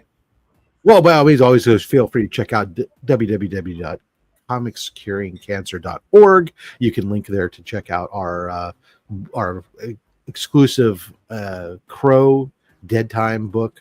That's available, as well as the art book, as well as our merch shop, as well as you can just make a donation randomly. But as far as me and my channel, Monday coming up, I will be unboxing a $475 premium art comic book mystery box. That's so awesome. And then on Thursday will be the regular Only My Slabs, where I show off 12 books from my graded collection. And then finally on Saturday next week, our guest on Only Slabs will be Keston's Old School Comics. And if you don't know who Keston is, take a look and you're going to see what he has in the way of books. And you might want to show up, because chances are he's showing books that you've never seen and only dreamed of. Oh. Ooh. I need to watch that. I know. And they're really fun to watch, though, honestly.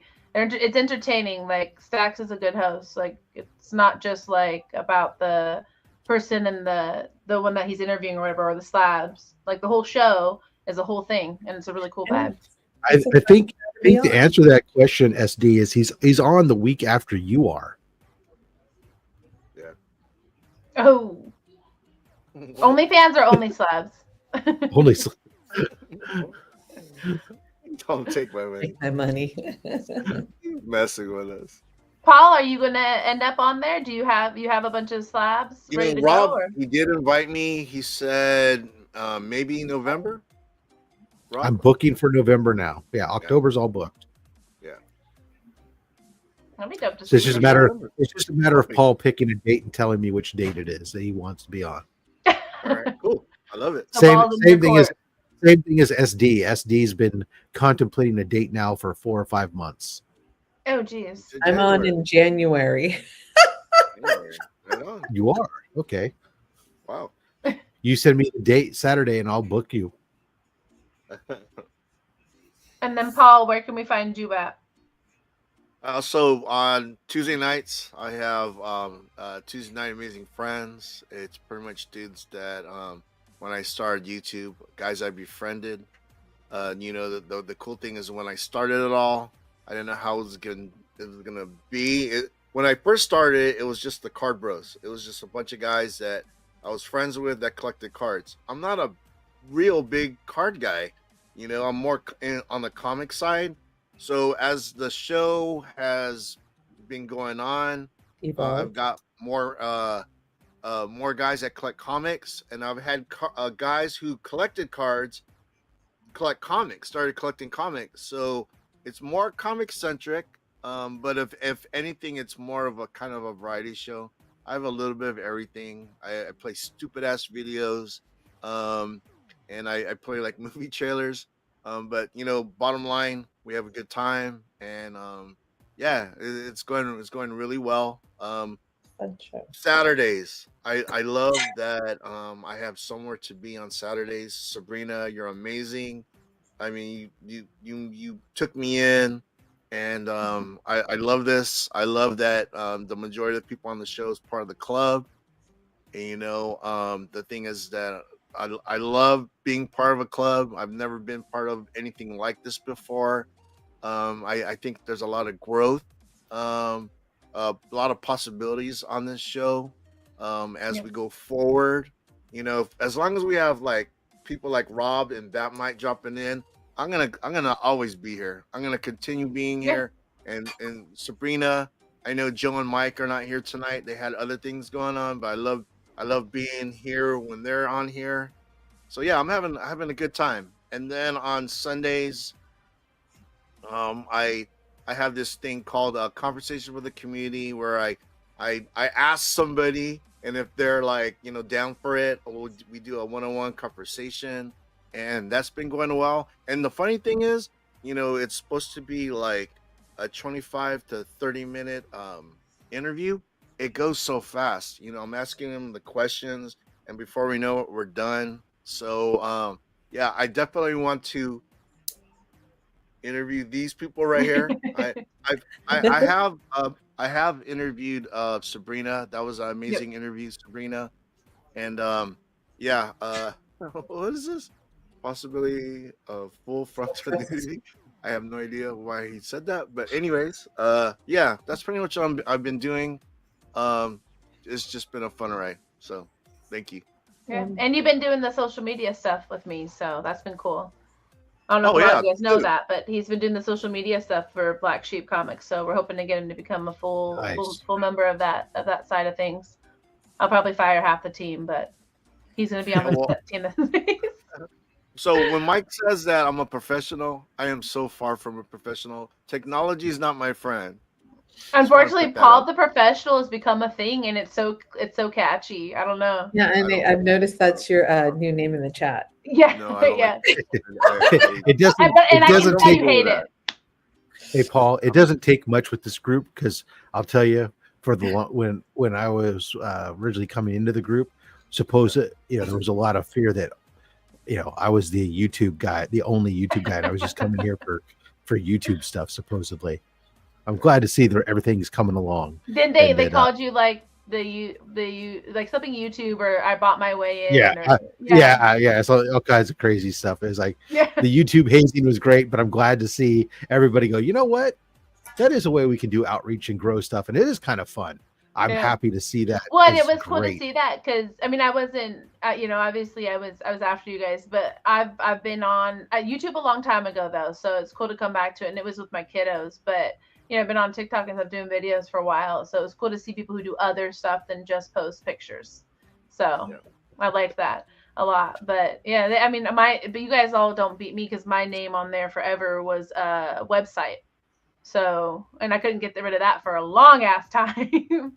I'm not gonna lie though, Thoughtsilla was a pretty cool one. So. Yeah. Heck yeah. It was very clever. Oh yeah, you had your name, which was the OnlyFans, over and over and over. And then they're like, by the way, people keep going, I'm trying to click it and it's not working. It's like, and I'm like, well, that just tells us everything. That tells us everything we need to know about you right now. That you there's a girl, let's go check out her OnlyFans. Right, yeah. And then it turned to Thoughtsilla, OnlyFans, tell them. Plus, it's like, I don't have one, so I don't want that to actually become a thing. And then there's like all of a sudden this website online where it's like Sabrina, no. Sabrina's OnlyFans. Yeah. Well, you should have created one, and all it is just pictures of like your Starbucks of the day. Yeah, I should. There's nothing said it had to be like you. OnlyFans doesn't have to be you get naked. It just happens to be. That's true. Yeah, it originally was made for picture content. Yeah. You might just have sold me on that. Yeah, it might be my side hustle. I got nothing else, but I got a cup of coffee. You tease people with everything else. Yeah, you take a shirt you take a picture like this, and then you come join me for all my secret content, and then you get there and it's just Starbucks pictures. Yeah, and like different lighting. Unwrapped, or you do a muffin that you've taken the wrapper off the muffin, and like, oh yeah, it's all food porn. Yeah. Starby's in my sides. Yeah. So definitely find me on this up and coming OnlyFans, Starbies, sexy Starbies. Sexy Starbies. No, but Batmite, where can we find you? You can find me on Instagram, sometimes lurking on the low grade, sometimes lurking here. If I do find myself with a Tuesday night off, I'll be in column 619 because when I had Tuesdays off, that's where I was. Just, out in the community trying to hunt little things, but you can find me on Batmite. And you have 2 Instagrams, right? You made 2. I had to. I don't use the second one. It's Batmite's Comics Collectibles because mine was private. The one that I mostly use, Batmite 00, is private. But I opened it and I don't know how to delete the other one. Hey, okay. So just follow Batmite. Don't follow her other one. Batmite 00. That's it. Okay. I don't pay much attention to the other one. When I figure out how to turn it off, because I've tried many a times and it wouldn't let me delete it. Yeah, I don't know if I've ever deleted an account. I don't know. I might just, so I don't confuse them, just log out of that one, but it'll still be up, but whatever. Yeah. Either way, I mean, maybe that one goes viral all of a sudden and then you can start using it, We'll see. But yeah, same as everybody else. I'm gonna be around the low grades here. I'll pop on at least the chat for Paul's whenever I get the chance. I want to check out Trev too, but I'll be around Coffee Munster everywhere. Munster with a U, not a no. It's a month. Yeah, and I did hit up the low grades this past Friday, and I believe I have the next Friday off, which I think Stax, you left out that you appear there too. So obviously Stax will be there Fridays for the golden hour. I generally show up there. Yeah, generally every time. Sometimes you're there before anyone else. Jay and Robert, those guys are awesome. Yeah, no, they're great. I like that show. I mean, it's a similar vibe to ours for sure. We just want to have fun, and we used to just love going on there. So we kind of just stretched it out to Saturdays, basically just the low grade version of the low grades, the lowest grade. And just hit call whenever you want to do an interview. Just let me know, and we'll find a good time. Ooh, man. There we go. Yeah. Friend, I'm always here for you. Yeah. Well, that'd be cool one to watch. Well, she's like one of the first people that I met in the community at a con. I met her at WonderCon, which is and it's like full circle now that we're in the club together. Mm-hmm. I mean, ooh, man, I'm telling you, I'm getting ready for WonderCon, guys. I gotta, tomorrow, Rit Dye. I'm gonna get rid of this blue jean, light blue crowd. You put red on it? No. Okay. Oh, Rit. Oh, Rit. I thought you said red dye. I heard red too. Really? I heard red too. No, I was saying, that black will pop right off that red. Right. R.I.T. No. I don't know if I can picture him in all red vest. Yeah, I know with that big old. Well, if the dye job doesn't work on it, Paul, let me know. I'll send you the link to. Yeah, we'll see. We'll see. I hope it works. You just bought that, yeah. Yeah, I just got it, and then I looked at everybody's. I was like, oh man, everyone went darker. I went too light. Well, I want to stand out like that. Does everybody have? I don't remember. There's a good mix. I feel like. Well, or I don't know about. I haven't seen much in the way of the too many of the ones posted for this, but in the old, I think you were the only one I saw that was in a color other than black. That's true. Yeah, that's true. And I actually ended up with the black one too. I had 2, so I had the black or that one, and that one was like bedazzled. But I almost kind of want to be the one who has a different one, so I'm gonna do like hot pink or something and really stand out. Rick, I know I wanted Rick to come on tonight. Actually, I'm not talking to you, Rick. Yeah, to have him show the books that he won. Yeah. Ooh, yeah. Well, and also I'm gonna be sending him some books too. But I'm the inspiration of the reason he started to collect. Guys, come on now. Phenomenal. All right. Let's. That does it. Let's wrap it up. Bye. Look great.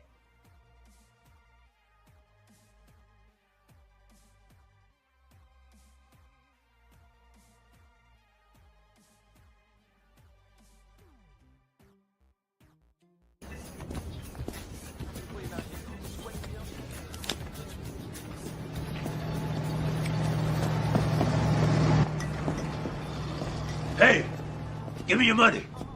Raymond, that's you. No, this ain't Raymond. Nah. Take off that goddamn mask and put down that gun. Shit. What you trying to do? Look, man, I got me a couple of chumps on the line over here at the park, man. Come on, man, loan me some money, man. Loan me some money. Get the fuck out of here. All right.